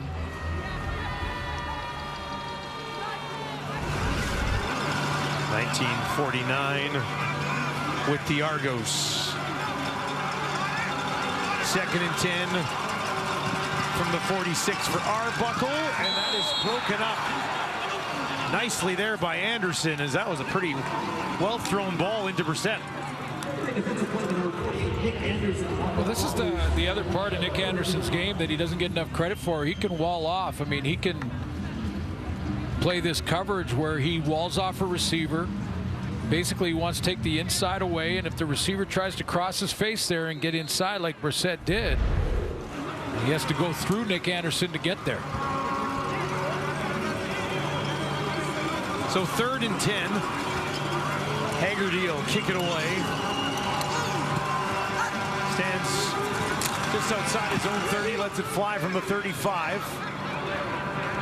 That'll be taken by Mitchell, the 15, picks his way along the sideline, stays on his feet, nice return, takes it out beyond the 40.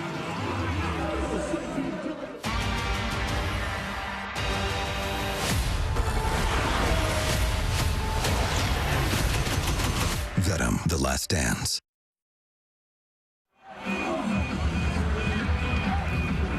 3:37 remaining here in the third quarter. I think right now you're seeing the difference between a playoff team and a non-playoff team.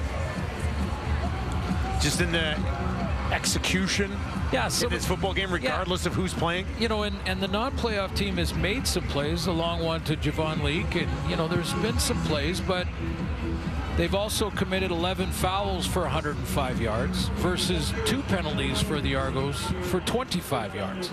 Those are things that add up. Yeah. Yeah. And then it's just, and it looks like they're marching another one off here. This will be backed up inside the 30 for Trey Ford. Ford is 7 for 11, 114 yards and a touchdown. 112 of those yards coming in the first half of this ball game, first quarter, I guess I should say. Well, that wasn't the 12th penalty that they moved back on. Apparently, Dylan Mitchell stepped out of bounds a little earlier than they thought upon further review. Mitchell doesn't have a catch yet in this game. 727 yards, 4 touchdowns on the season. Also been available for every single game this year. Argos are going to bring a little bit of pressure. They'll hand it off. Heavy collision at the 30. Rankin bounced off of it and ended up out of bounds after picking up a couple of yards. The #1 team defensively in the league this year in the creating turnovers department has been Saskatchewan. We'll see them tomorrow night against Calgary at Mosaic Stadium. But #2 on that list is the Toronto Argonauts. I think early in the season, the first quarter of the season, that Montreal was the leader in that regard, but it's been Saskatchewan in the second half and Toronto #2. Ford over the middle, first down, out beyond the 45. As he goes back to Smith. No, it's interesting. I've heard many, you know, talk about how they sort of need to see Trey Ford throw from the pocket to really be convinced that he can be a starter. First of all, I think he can throw from the pocket. In fact, when he went, I think it was last game, his first 14 in a row completions, most of those throws were from the pocket. However, did they ask? I'm not going to call Ricky Ray a good player until I see him throw from the run, on the run. It was always amusing when Ricky got out on the run. Well, yeah, because it never happened. I mean, Trey Ford is a different athlete. He's a different style of player. And if you build an offense around him, an offense that suits his skill set, and then believe in him, what's the ceiling look like for Trey Ford? Do you think they've reined him back a bit on the running game this year? He doesn't seem to be taking off as much. I don't know if it's a personal decision from Trey or if it's the way. I think he was, and then he got hit in that BC game, and he was injured there. That slowed that sort of thing down for him. Ball pops out here, dropped at the 45, and Edmonton does recover. David Foucault. I don't think they've you know, held him back from running it. What they have done, I think, is, you know, for whatever reason, decided that he hasn't been ready to be the guy. And that, you know, I mean, every quarterback, the best in the business, have fumbled. The best in the business have thrown interceptions. Ungerer takes it at the 15. Back to the 20, finds the sideline, and steps out of bounds at the 26. But I would suggest that Edmonton needs to very quickly make the decision. I think the president's decision's already been made, just not announced. Yeah, we're expecting that to be announced at some point in October. There's a little bit of time left, I guess, but. Okay, so the trickle-down effect from that will be GM. Is it G. Roy Simon staying on as the general manager of this team, or do they make a change there, and then from there it goes to the coaching staff? And do you see a world where G. Roy stays on and Jarius doesn't? Or is it a package deal, maybe? Listen, I think there's an argument to be made for keeping the group they've got together, and there's an argument made for not. You know, and with new ownership and possibly wanting a fresh start. You know, and not just new ownership, but ownership that went from publicly owned to privately owned. And, you know, I would say it's probably more likely the fresh start route, but that's not from inside information or anything like that. It's just kind of watching from the outside looking in. And I think the general idea around a new owner taking over, and with the way things have gone here for the last few years, it just makes sense that a complete reset should be in the cards. Empty backfield here for Arbuckle, and that is broken up. Anderson working against Mital, and that'll do it. 3 quarters in the books. Edmonton trying to finish their season on a high note, but the Argos have other ideas so far. They lead 20-9. McMahon to the end zone again. Just around the corner, and they lead here in a game that, you know, people say doesn't really mean much, but boy, the group would like a win. Well, we've talked about a lot of players that it does mean a lot for us, even for Edmonton, who are no longer in the playoff hunt, but they do have jobs on the line. They do have coaches' jobs on the line, and, you know, quarterbacks and how they're going to decide and what direction they're going to go in the offseason there. So, yeah, it's always important. I mean, it's not important for Edmonton in the standings, but it's important for professional football players that make their living in the game to put on a good show. And you know what coaches watch in games like this? If you're Edmonton, coaches are watching if anyone's mailing it in.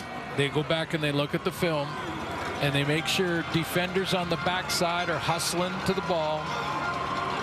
Offense, when the ball's not thrown to you, you're hustling to run your route on the backside. This is brought in by Mitchell. They managed to track down that ball despite a cloud of smoke from the in-between quarter festivities. Yeah, it was like Dylan Mitchell going, I can't. Well, he got there. Focused enough to get it done. Edmonton will have the ball here as we get rolling in the fourth quarter. How about Dylan Mitchell this year?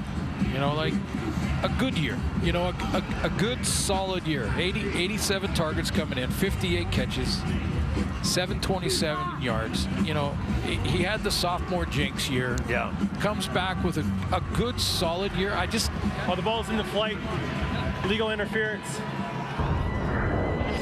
I just wonder about you know, the upside potential of this guy.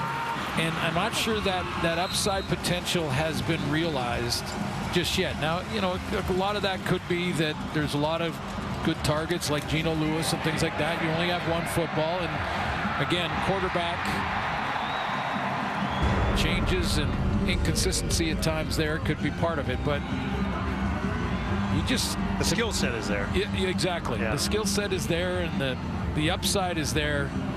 And I would say it's a good but not great season for Dylan Mitchell this year. Edmonton number 80. It's a 10-yard penalty. It's first down, Edmonton. I thought they were going to throw a flag on the smoke. And it doesn't just need to be, Dustin, a 1,000-yard season. Like, you know, just to get to 1,000 is awesome, obviously. But you don't have to get there to have a great year. I mean, there's going to be teams in the playoffs where, like Montreal, for instance, I don't think they have a 1,000-yard receiver. They have 3 over 700. Look at the smoke. Dylan Mitchell trying to.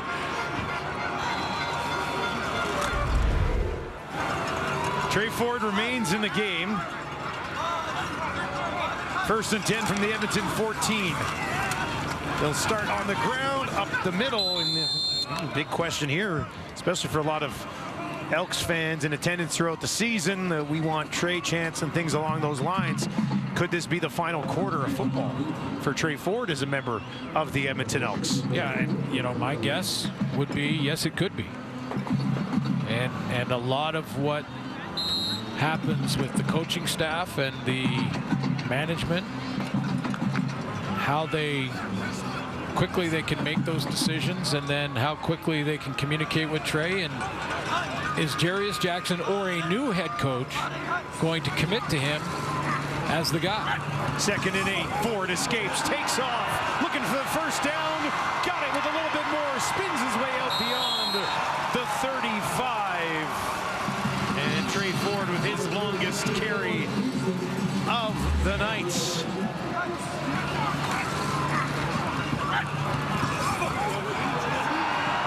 You know, and I won't bring up the story again with number 2, but there was some rumors early on about a meeting he had with the coaches.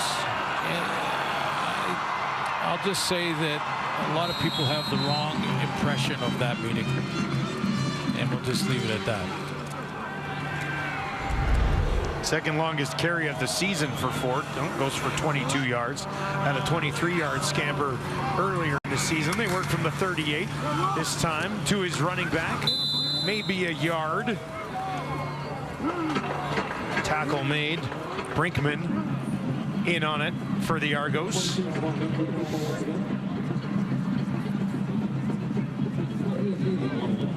I'll tell you one thing. If I was ever got the chance to be part of putting together a roster for the flag football Canadian Olympic team, Trey Ford and Nathan Rourke is a pretty good starting lineup. Yeah, I think you'd be okay there.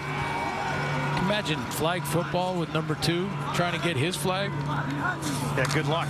2nd and 9. Dumps this one off. Far side of the field. It's Leak again. He's got a first down for Edmonton. Jostling with his former teammates on that far sideline. Don't you like his first of all, his analysis of penalties? It was bang on. But secondly, how Javon Leak talked about, yeah, we got to come out and make those plays in the second half, you know, against my old team. Yeah. He brought that up without being asked. There he goes. This Wynton McManus, the old teammate. I think Leak has shown well. He's at 199 yards of offense so far. Ford out to his right, far side. And that one will be complete. Goes back to Dominic Smith.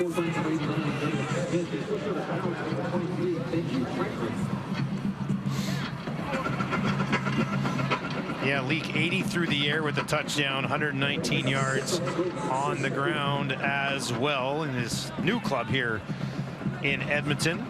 First season with the team. Has been an excellent addition. Ford is now 10 of 14 for 151 and a touchdown. And win or lose, we'll get, if they lose this game, Trey Ford will get the loss in his column, even though he missed a whole quarter.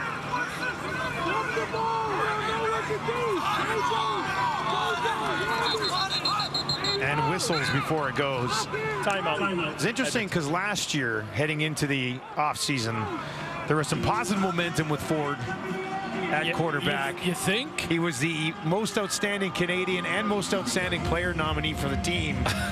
And then they did replace him with McLeod Bethel-Thompson in the offseason. So I don't think you can really read into pretty much anything you've seen so far with the handling of him.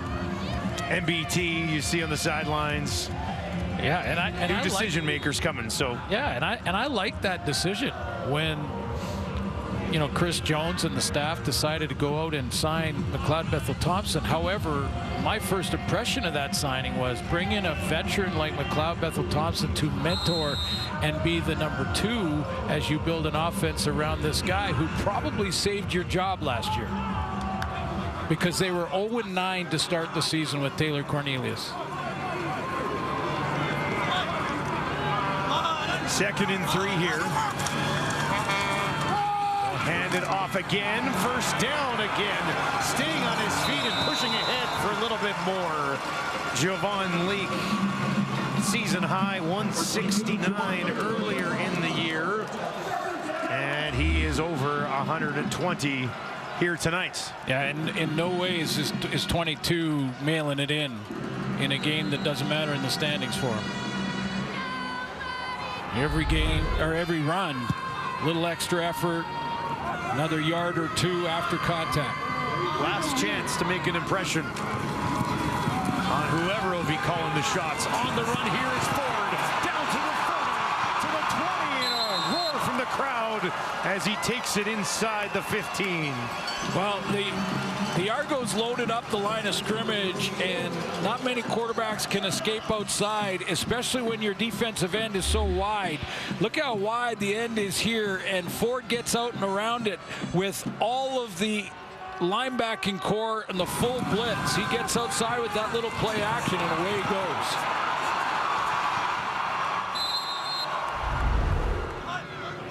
Fresh set of downs from the Argo 15. Edmonton trying to hang around in this football game. They'll hand it off up the middle. Good push ahead. Close to 5, at least 4 on the carry for Rankin.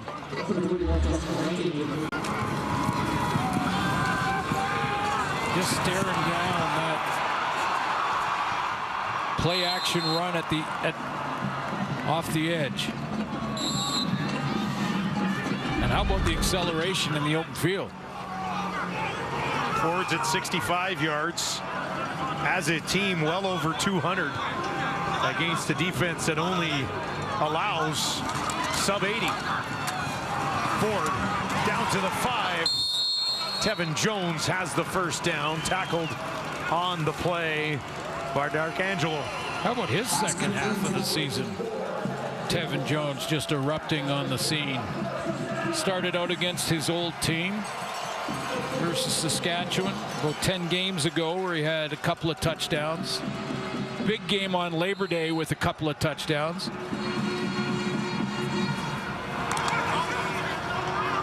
Do you draw something up for Gino Lewis here? Yeah. To make it 8 games in a row with a receiving touchdown.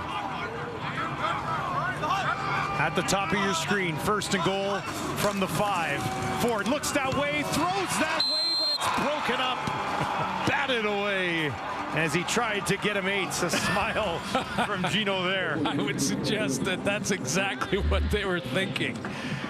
I mean, this is not the read, okay? Like, I'm not sure you could be any better covered than Franklin on the outside shoulder and inside pressure coming as well. And you can see Gino Lewis going, okay, we tried. Nice play by Franklin. He ran a fly sweep, but it was considered a pass because you can do it if you flip it forward. 2nd and goal. Argos bring heat. Ford throws it up. Got it far side. Give him 8 in a row. Eugene Lewis tying Milt Stiegel for the 2nd longest touchdown streak in CFL history.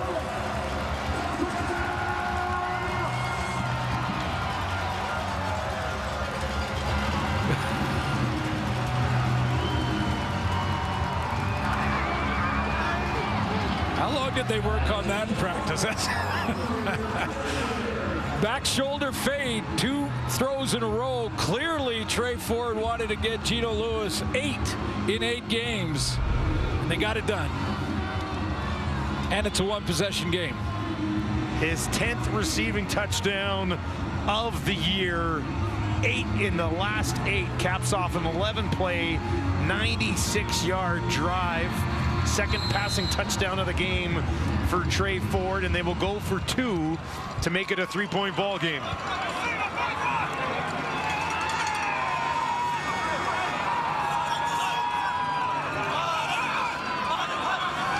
Ford turns, keeps it on the run, and that is incomplete.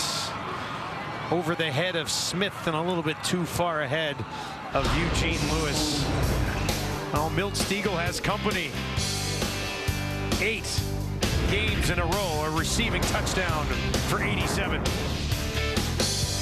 With the TD catch, now tied with Milt, 2nd all-time at 8.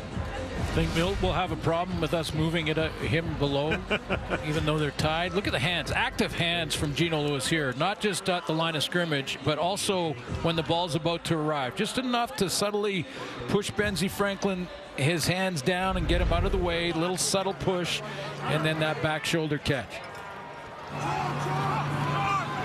This will be taken at the 24, far side of the field by McMahon, and he spins his way just outside the 40. 10 on the year 8 games in a row.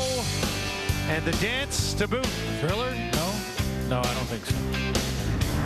Playoffs. Both Eastern games will be on CTV and TSN as well. Both Western games on TSN. I say you get 2 TVs and watch it on both. Same game.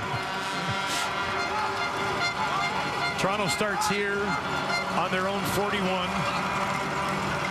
Arbuckle looked downfield, came underneath, and it was broken up. Last time Toronto played Ottawa in the playoffs, you have to go back a bit. That was Damon Allen. Donnie Wilson. Pick 6 for the Argos. You know who else? That's Duke Ellingson. For the Ottawa Rough Riders, 2 words back then, and guess who that is? I think it's pinball inside those shoulder pads. Yes. Pinball with the extra large shoulder pads.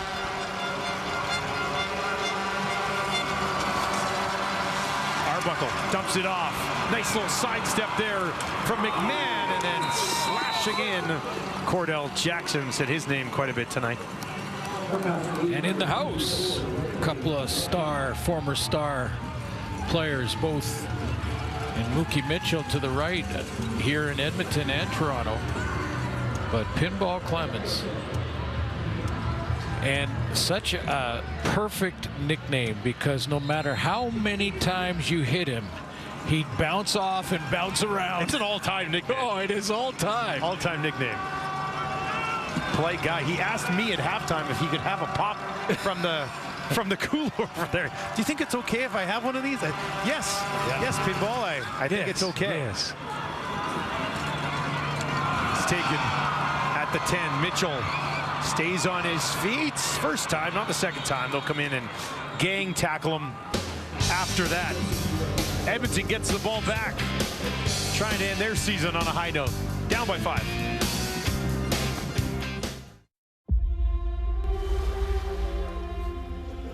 Hello, what's your name? Mufasa. You and Tucker together, that is home. Now both of you go and find your place in the circle of life.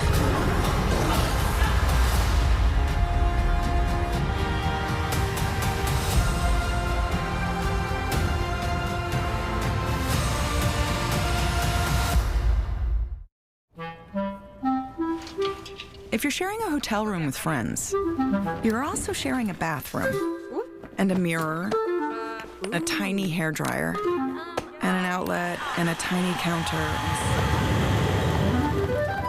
Let's go. Get an Airbnb and get more space. Is that my bestie in a taxi? Fresh blowout, skin on town, she red. And my best friend, she a real bad, got her own money. She don't need no on the dance floor. Fresh cut fries, beefy chili, delicious sour cream and cheese sauce. So now stay humble with a real bacon crumble and fresh green onion. Give your taste buds something to sing about at New York Fries. At CIBC, we know that nothing feeds ambition like momentum. See how a conversation with us about your goals can help put everything in motion.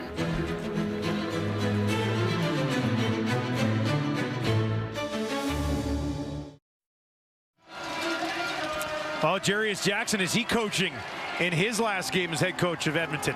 For more on his future, let's send it down to Tom Gazzola. Dusty, he certainly hopes not. He likes being a head coach of a CFL franchise and has enjoyed a 6-6 record to this point. He's got 6 minutes here, his team does, to make up a 5-point deficit. But Jarius Jackson also said that when he came into this situation with interim GM Geroy Simon, a lot of guys could have been discouraged. Him and Geroy didn't look at it this way. They just went to work every day, and he said he really enjoys having a positive effect on young football players with the common goal of winning. And he says that he's still got that competitive spirit from his days as a quarterback. So he says he's taking it year by year, but he definitely wants to remain as a head coach in this league. Well, decisions to be made for sure at every level of this organization, from the top to the bottom. Yeah, and you know, that's the tricky part about it, because Geroy Simon, you know, you could really quickly deduce that, you know, he would look to let Jarius Jackson come back and get a good start, get a training camp and all that. I mean, there has been improvement, definite improvement in the second half. Not that it was all on Chris Jones, but definite improvement in this team in the second half. And we've talked about in the first half tonight about all the pieces they have to the puzzle and all the talent they have on both offense and defense. I mean, look at their backfield alone. Javon Leake and Justin Rankin. Trey Ford looking to throw here. Wide open out at the 30 and off to the races we go this time. Near side of the field, Derek Smith takes it down to the 30 and finally tracked down at the 25. Biggest play of his young CFL career. Trey Ford blows past 200 yards passing in the game. Well, there'll be times offensively when a guy will spring open, often a bust in the coverage, but it's up to the quarterback to find him. And that's what Trey Ford does there. He finds Smith. Smith wide open in the bust, although protection so good that by the time he crossed the field, he was wide open on the opposite side, but Trey Ford found him. Smith, just his third game of the year, only had one catch in the other two games. 29-year-old getting an opportunity here late in the season. He was in the mix early in the year. Then they bring in a Tevin Jones, and some injuries sort of moved things around for him. But he gets a chance here and made the most of it. So far tonight, 95 yards on 3 catches. That last one going for 71. Parrish was injured behind the play. He was way down at the Edmonton 5, which is why we're waiting now for him to walk off the field. Trey Ford's 13 of 19, 232, a couple of touchdowns. And Edmonton will look to take the lead here. Well, it doesn't matter whether you're in the playoffs or not. You want to win your last game. So for the playoff teams, that'll be the Grey Cup. Those 6 teams, that's the only way their off season is going to be a good one. If you win the Grey Cup, the teams that aren't in the playoffs want to win their last game.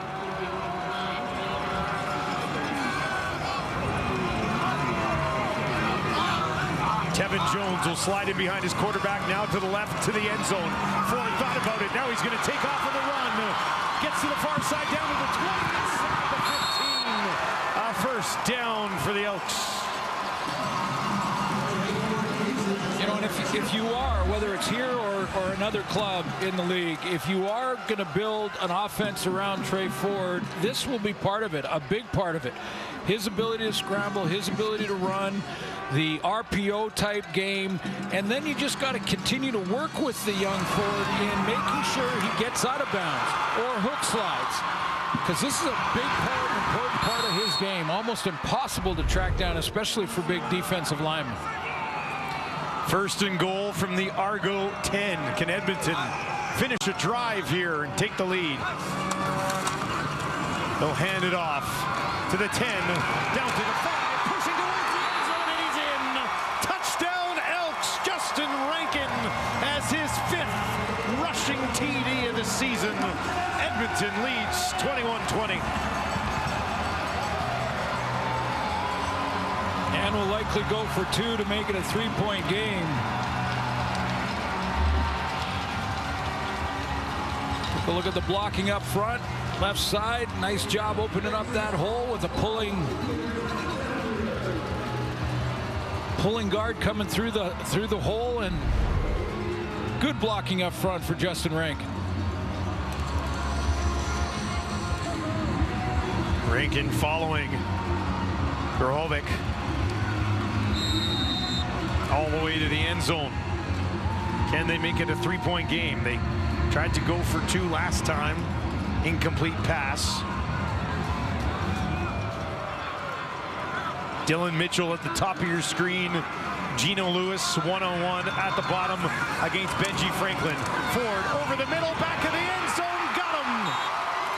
Smith, who started the drive with a big catch of 71 yards, finishes the 2 points.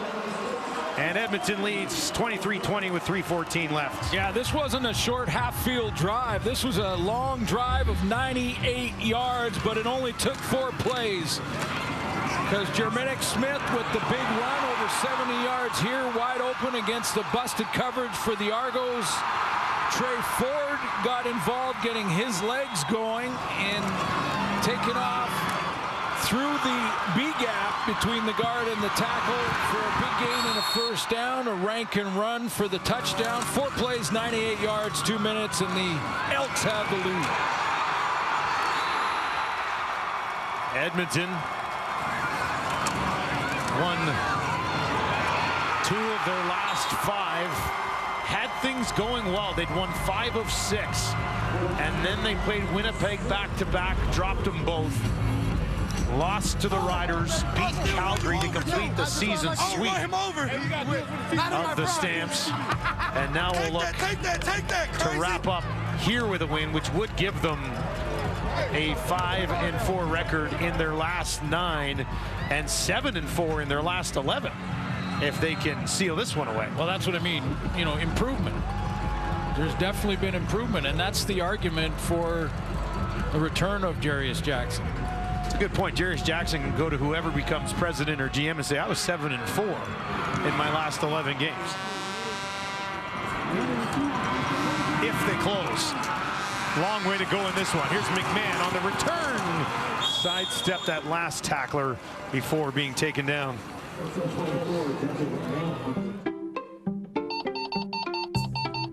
Shop over 1,000 new deals every week at Canadian Tire.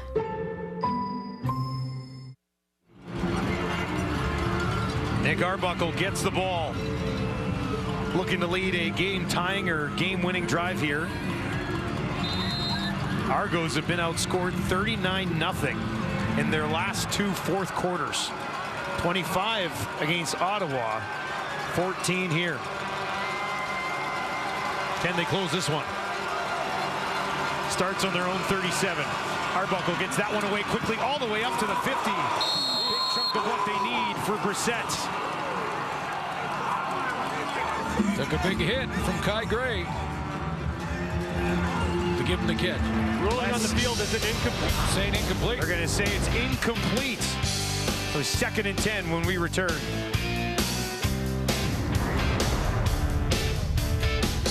How deep in my scalp does it go? 7 surface layers below. I feel it working. Naturally derived micro scrubbers exfoliating the 5 standard for its sleek head and shoulders. What are you wearing your sex boxes at work for? Dress for the job you want. This is what I hate to come out of my office. We should be working together, like Batman and Robin. You already sound like him. I'm gonna make you pay for that. That's exactly what Batman would say. Let's go. With Chevrolet Equinox EV, you can wake up every day with a full charge. Have some of your favorite apps at your fingertips. And charge ahead in Canada's most affordable EV that has an estimated range of over 500 kilometers on a full charge. Chevrolet Equinox EV. A vehicle you know, value you'd expect, and a dealer right down the street. When you're ready to go EV, Chevrolet's got you. Chevrolet, together let's drive. The ocean supports so much life. See? It's a fish tornado. Ooh, and look at these fish. A great source of omega-3s. Just like NutriSea Omega-3. Tested for high quality. Inspired by the power of nature. Hey Canada, head on down to Montana's for our 50-day aged 7-ounce sirloin flame grilled with 2 sides and onion rings, all for just $25.99 every day. Premium steak without a premium price. Only at Montana's, Canada's home for barbecue. Well, welcome back to Commonwealth, where somebody celebrates a 40th birthday. Johnny Matheson, our ace stats guy, forced to wear a Maple Leafs jersey as a child, but celebrates his 40th birthday. Congrats, Happy birthday, man. Johnny. Happy birthday. As Mike Gundy, college football coach, once said, congratulations, you're a man now. Come after him. He's 40. Done a great job all season long with us. The big 4-0. It was a while ago. Lots of, I wasn't going to say it. Lots of life left to live for Johnny. Here's a nice catch. Mital takes it up. Nice. Midfield still going down to the 40, and finally he's taken down and knocked out of bounds. His longest catch of the season comes at just the right time for the Argos, who are making quick work of this field. Yeah, is it just me, or is he a big 6'1", 229? I mean, he looks like a big 6'1", 229, and can run. That's a big play. That Crichton winner in 2022 with Laval just a couple years ago. Getting a chance here to play a little bit more with a couple of the big boys out for the Argos here. 1st and 10 from the Edmonton 34. Arbuckle on the run to his right. Drops it off at the 25. And that's out of bounds. Tommy Neal had that one. Well, they're in field goal range now to tie the game and extend it into overtime. The final Friday Night Football of the year gives us overtime. What a storyline. Well, 29 of the 77 games this year have been decided in the 4 points or less and decided in the last 3 minutes, and this is yet another one down to the wire. Another first down from the 23, and flags and pointing everywhere. The Argos aren't thinking tie at all. Offside, Edmonton number 6. Especially now. 5-yard penalty. Remains first down. 1st and 5. Well, if they keep moving as quickly as they are, Edmonton could get the ball back with a bunch of time still in this one. Don't you think our final 3 minutes is fun? I enjoy it. Yeah, I think so. I'd like to be that guy who just comes in and only calls the final 3 minutes. Closer.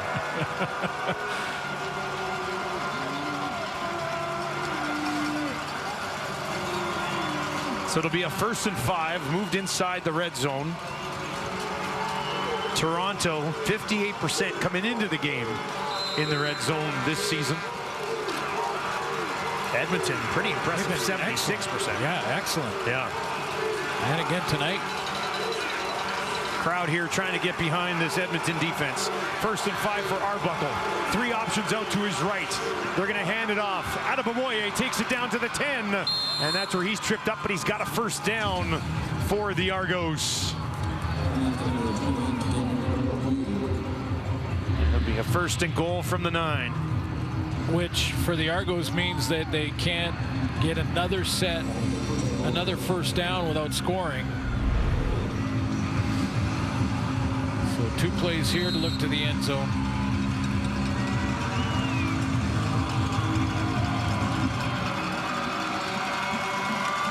Nick Arbuckle moving Toronto down the field. They work 1st and goal from the Edmonton 9. Swing. Dumps it out to McMahon. The 5 sees some space. End zone, got it. Touchdown Toronto, and they go back on top. His 2nd major of the ball game. Yeah, he disguised it nicely. McMahon starts to the left of Arbuckle, disguised like he's going to stay there, then suddenly walks over to his right and then shoots out into that little swing pass area. This was a design play. Look, watch how subtle he is as he walks over to the left side, trying to influence the defense. That's where Nick Anderson and Niles Morgan are lined up. They don't react enough. One of them's got to go, and Nick Anderson can't get out there. Neither can the halfback. Touchdown, McMahon. Design play to get him out in space.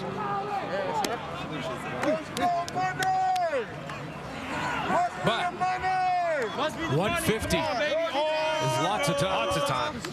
10-yard misconduct foul. Toronto number 83. That 10-yard penalty will be applied on the kickoff. We'll move to the convert.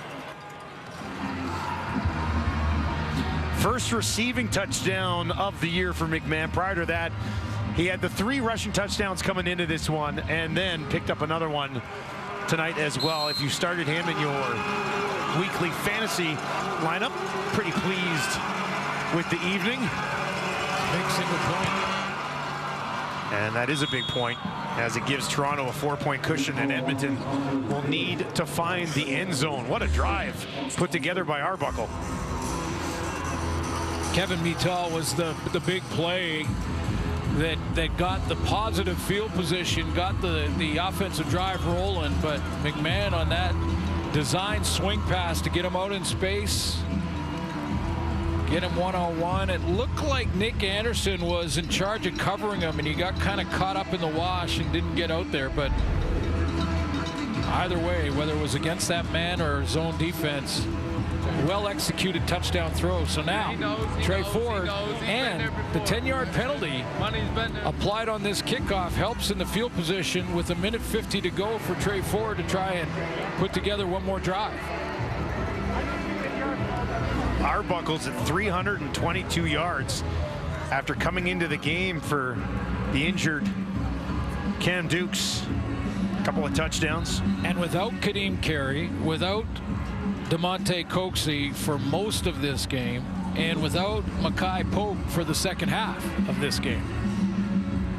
Pretty impressive. The big play guys.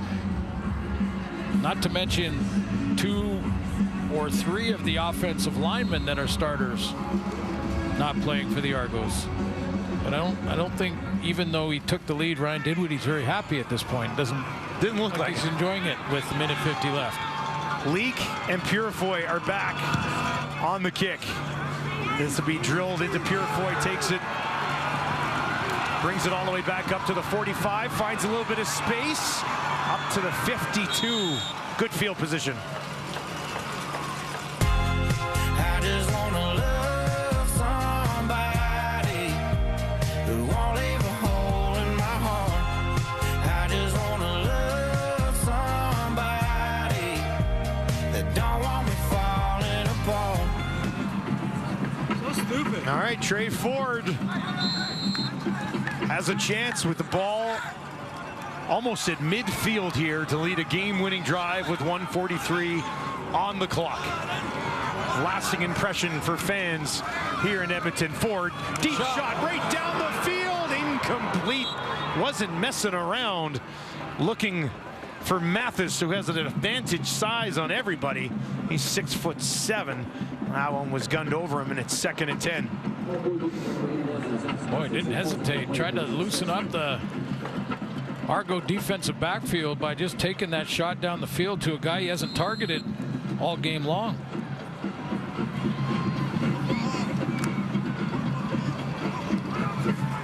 So it'll be 2nd and 10. Eugene Lewis, one-on-one at the bottom of your screen.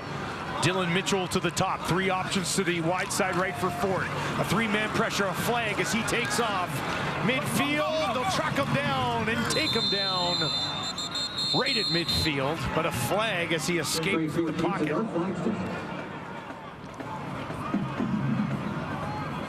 Jared Brinkman's trying to put his jersey back over his shoulder pad. Offside, Edmonton number 84. Penalty is declined. It's 3rd down. Tevin Jones offside. Sometimes that indicates holding, but not in this case.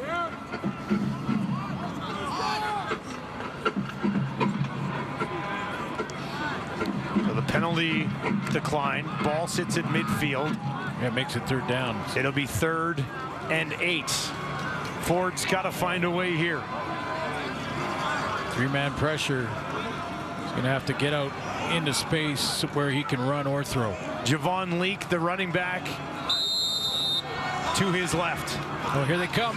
They're going to bring some heat. Ford gets it away, batted down at the line. Falls incomplete, and it'll be a turnover on downs. Is that Jack Cassard making the play? Getting a chance to play the Carleton product. 11th overall pick, 2nd round, getting a chance to start after leading his team in special teams tackles. When they're going to rest Winton McManus, he comes right through the middle, head-to-head with the center, and gets the knockdown. Nice. Good play. First team All-Canadian with Carleton. First start of the year for him. been a quiet one, but that's a big play on third down because Trey Ford had the hot route. Full blitz, and he had the hot route. Jarius Jackson not happy. They'll hand it off. Nowhere to go. A loss of a couple of yards in the hands of Adeboboye.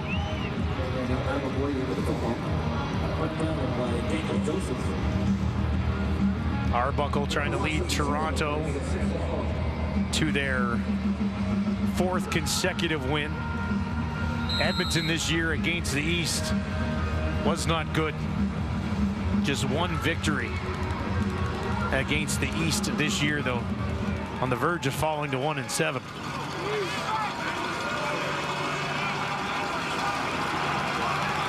Second and 12. On the ground again. Back to the original line of scrimmage. Let's go back to that down. Let's go back to that third down play. Timeout, because Edmonton. Show you what Trey Ford was facing. The blitz is coming, and they send the blitz, and what they need here is a hot route.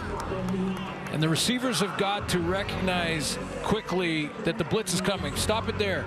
See this receiver, and I can't see the number, but that receiver's got to be right there. And recognize to make himself available. He can't just run his dig route at the same depth with that kind of pressure coming. Even though it's knocked down, I mean, it might not have been completed anyway because Kassar was in the right place, but that's just the little things missing. Edmonton will get the ball back. Haggerty stands at his 40, a chance to really pin them deep here.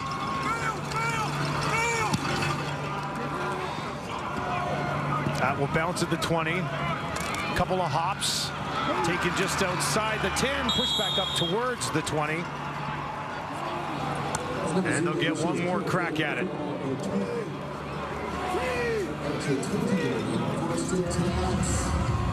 49 seconds, but you need the distance of the field. Got to be a deep shot or two in the cards here. Yeah, a couple of chunk plays. Doesn't necessarily have to be that, 80, 90 yarder, but a couple of deep plays. Now the Argo defensive backfield will play off a little bit. They're going to give them a little room underneath.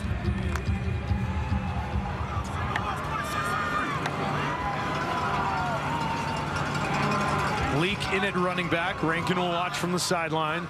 2 to the left, 2 to the right. Ford, far side of the field, down to the 50.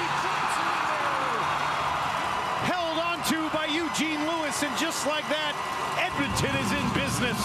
And just like that, I mentioned that the Argos will play off a bit, and they really didn't.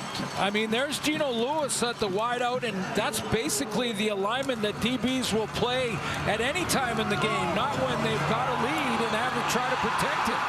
The one thing they can't do is give up the big play. 88 yards on the night for Gino. All the way up to the Toronto 40. 3 on the defensive line. 42 seconds to work. Ford, will he take off himself? No! A shot down the field! Touchdown, Edmonton! Zach Mathis! The Elks go back on top with 34 seconds left. 2 big throws from Trey Ford to get it done. And yeah, they're out of the playoffs, and this is supposed to not mean anything, but you guarantee it does for a lot of players, including number 2. And he goes to Mathis on that one. Gino Lewis on the play before. And in under a minute, put the Elks back on top. First CFL touchdown for Mathis as Trey Ford finds his roommate.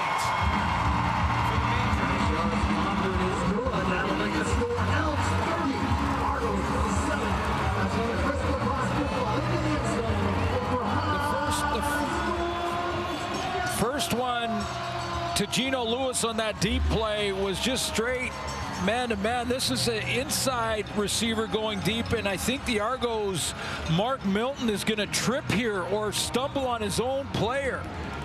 Number 27 supposed to have the deep outside third, and he trips on his teammate.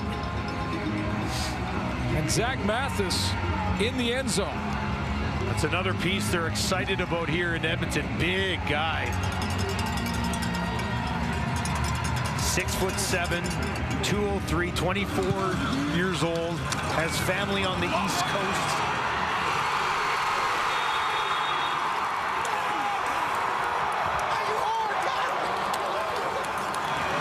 Three passing touchdowns, 325 yards, a career high for Trey Ford. And no matter what happens, Trey Ford has done this, and now he's brought him back against the Argos playoff team. Yes, a lot of their starters not playing, but before that narrative gets out of hand, I would suggest that Trey Ford's stock has gone up again. 325, 3 touchdowns, plus 81 yards on the ground for Ford. McMahon, still time. They just need a field goal to tie. McMahon cuts it back, finds a little bit of space. What a move. Something now. He'll take it up to the 35. A little bit of time on that one, so there's 26 seconds left, but a couple of completions, and you can take a crack at it. What a finish to Friday Night Football. 3 plays, maybe 4. Very efficient. And this time the Elks can't play off. They've got to play their defense. Play aggressively. Don't give Arbuckle the underneath stuff, because 3 outs in a row here at about 10 yards puts Hairolahu right in his field goal range. They'll start on their own 38. 26 seconds to work with. Elks will only send 4. Arbuckle down to the 50s. Got it turning around. Nice catch. Tommy Neal starts this drive nicely. And the Argos creeping towards field goal range. And the Elks do play bump coverage on that last one. So they are playing aggressively, or at least they did on that last down. Now they're playing off. Career long of 56 for Hairolahu. Arbuckle down the field to the 41. There's a flag at the end of the play down by Arbuckle. It's caught by Ungerer, and the Argos are within field goal range. I think it's roughing the passer. At least that's what Nick Arbuckle is signaling. Make a foul, roughing the passer. Yeah. Edmonton number 97. 15 yards at the end of the play and a first down. Well, now you're taking a shot at the end zone. Second penalty, I believe, at the same thing for Christmas, and he just, again, he didn't have to do that. He could avoid it after the ball was gone. You didn't have to throw him to the ground. Last one was sort of a two-hand push. Timeout, Toronto. Timeout, Toronto. But you're right. Right now the Argos can take a shot at the end zone and the win in regulation time, knowing that they're in comfortable field goal range to extend the game if they don't make it. But they got to be efficient. It's got to be like a fade route. If it's not there, get down. Don't lose the opportunity to tie it. The final 3 minutes in the Canadian Football League is delivered again. Arbuckle's at 3:54. What a game. The work from the Edmonton 25. Down by 3. Elks send 4. Arbuckle dumps it off to McMahon. Watch the time. At the 15, pushes it down towards the 10, and he goes down with 4 seconds on the clock. Do you just go for the win here if you're the Argos? Well, the Argos want to continue to... They're going to kick it. Yeah, they want to continue to work on good habits. And that, I would think that means coaching decisions as well, and making sure you're continuing to work on good habits. And conventional wisdom would say take the tie, go to overtime, extend the game. Essentially a chip shot here for Hairolahu to force overtime on a Friday night. If it was Commonwealth and Edmonton, I might have gone for it. If it was Edmonton with this situation. To deadlock it at 30, a flag flies as he knocks it home. And it is 30-30 between the Argos and the Elks.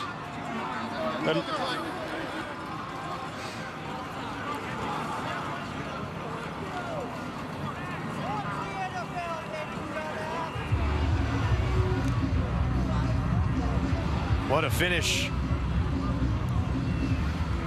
Legal procedure. 7 men lined up on the side of the defense against Edmonton. The penalty is declined. Field goal is good.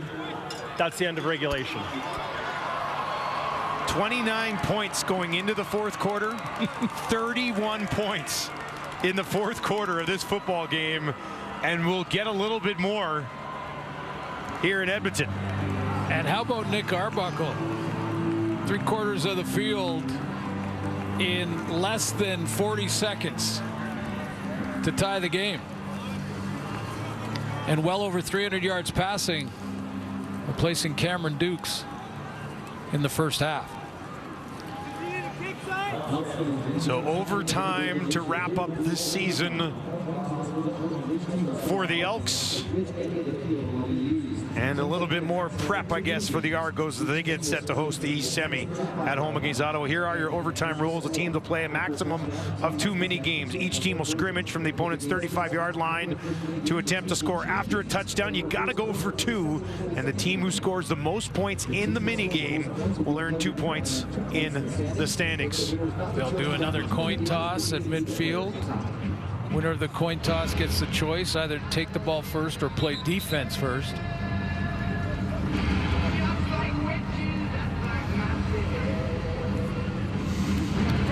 These two teams met in June. Toronto won that one 39-36. Another tight one here.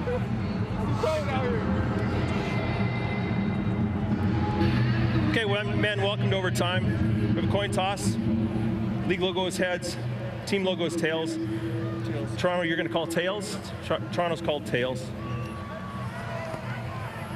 It is a head. We want to be on defense. You want to go on defense first? Which side of the field are we going to play on? Down there, or are we going to play down there? We're going to play down here. Okay, we're going to start down here. Edmonton's on defense first. All right, so the Argos will get first crack at it. Edmonton will know what they need to do. Ryan Dinwiddie, 46-21 coming into this game as the head coach of the Argos. Has never had a losing season since taking over back in 2021. And with a win, could go to 11 wins on the season this year. Straight year, third straight year in double figures. Got some work to do in overtime to get it done.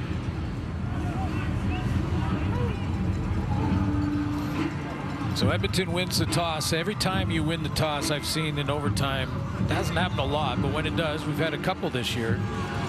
The team that wins the toss always wants to play defense first. Pick 6 here wins the game. Well, that'd be fun to call. I mean, just as a broadcaster in general, pick 6 to win the game. That'd be something. Arbuckle already has 370 pass yards. Career high for him. Throwing here from the 40, trying to. Can he escape? Gets it away, and that one falls incomplete. Mital turned, didn't see it in time, and there's a flag back at the 50. Which way is this going to go?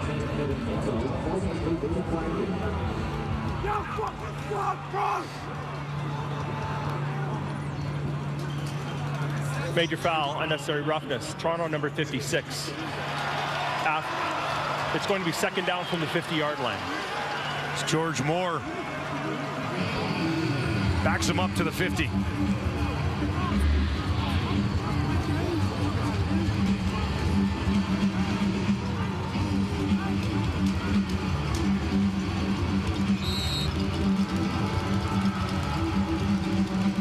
goes push out at the end of the play. A little push at the end, yeah.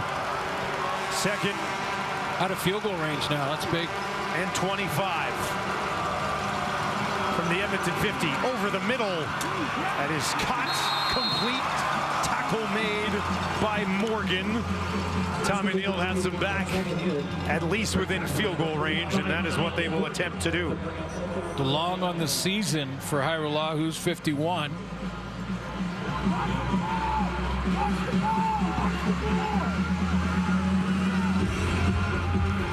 If he hits this here, it'll be a single season franchise record for the Argos. 49-yarder just inside the far hash. Hairuoahu to give Toronto the lead. That is up, and it is no good. That'll be brought out by Javon Leake. Leake will take it up to the 10. And that is where he will be taken out of bounds. So any points will end it for the Elks. Second miss of the night. Well, and you start on the 35, so you're in field goal range already. So really, Jarius Jackson can run the ball a couple of times, get the ball right in the middle. And then you set it up for a kicker making his CFL debut tonight. Imagine this, an opportunity for Blanchard to walk it off in his first game. Looked like the lace didn't get all the way around on the hold, but it wasn't kicked by Hairuoahu. Just looked like you pulled it there. A victory sitting here in front of Edmonton. Can they grab it? They'll start on the 35. Hand it off. A yard, maybe two, on that first down carry.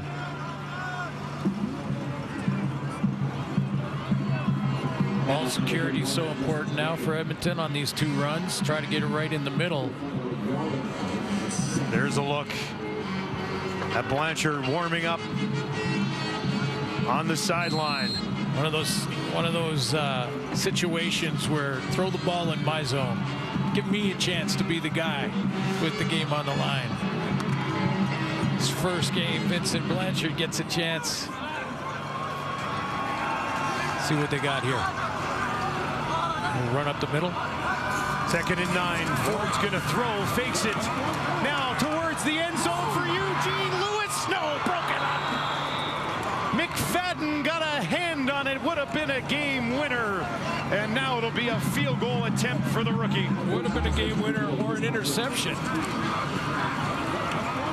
That would put us to a second overtime.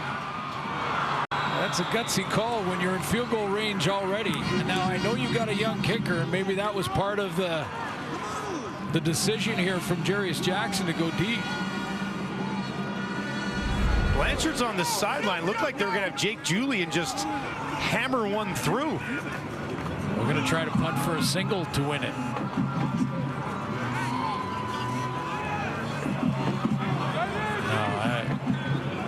I don't know about this. They're going to attempt the punt single for the win. The problem with this is the punter is 15 yards from the line of scrimmage. The field goal kicker is 7 yards. Jake Julian, in a year in which he has set the CFL all-time record for punting yardage, hammers it away, looking for the Rouge, and the win. Got it! A walk-off Rouge to end the season and win it for Edmonton. That just happened.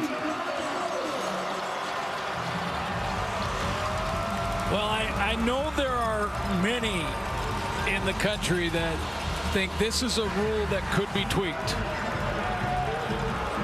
To not be able to kick for a Rouge to win. That if that ball is not playable and goes out of the back of the end zone without a chance to be played by the Argos, that they would not count it as a single. That would be the tweak. But he has been hammering it all year. It just, the risk in this kind of call for Jarius Jackson is the punter is another 8 yards back from the line of scrimmage, so he has to nail it. And the chances of it going off the side of your foot or whatever when the punter drops it is a little bit higher than the hold for a field goal. Now, I know they have the young kicker in Blanchard. That was probably part of the decision, but The Elks win their last game. What a way to go out, I guess. 31-30. Your final. Edmonton finishes with 7 wins on the season. Jarius Jackson, will he be the head coach of this team next time we see them? And what about Trey Ford? Makes a case for himself once again. 325 yards, 3 touchdowns through the air, 81 yards on the ground as well for Trey Ford. The Argos head to the playoffs. The Elks head home. The only team in the league to purposely win on a rouge this season. What a finish to Friday Night Football. SportsCenter's next.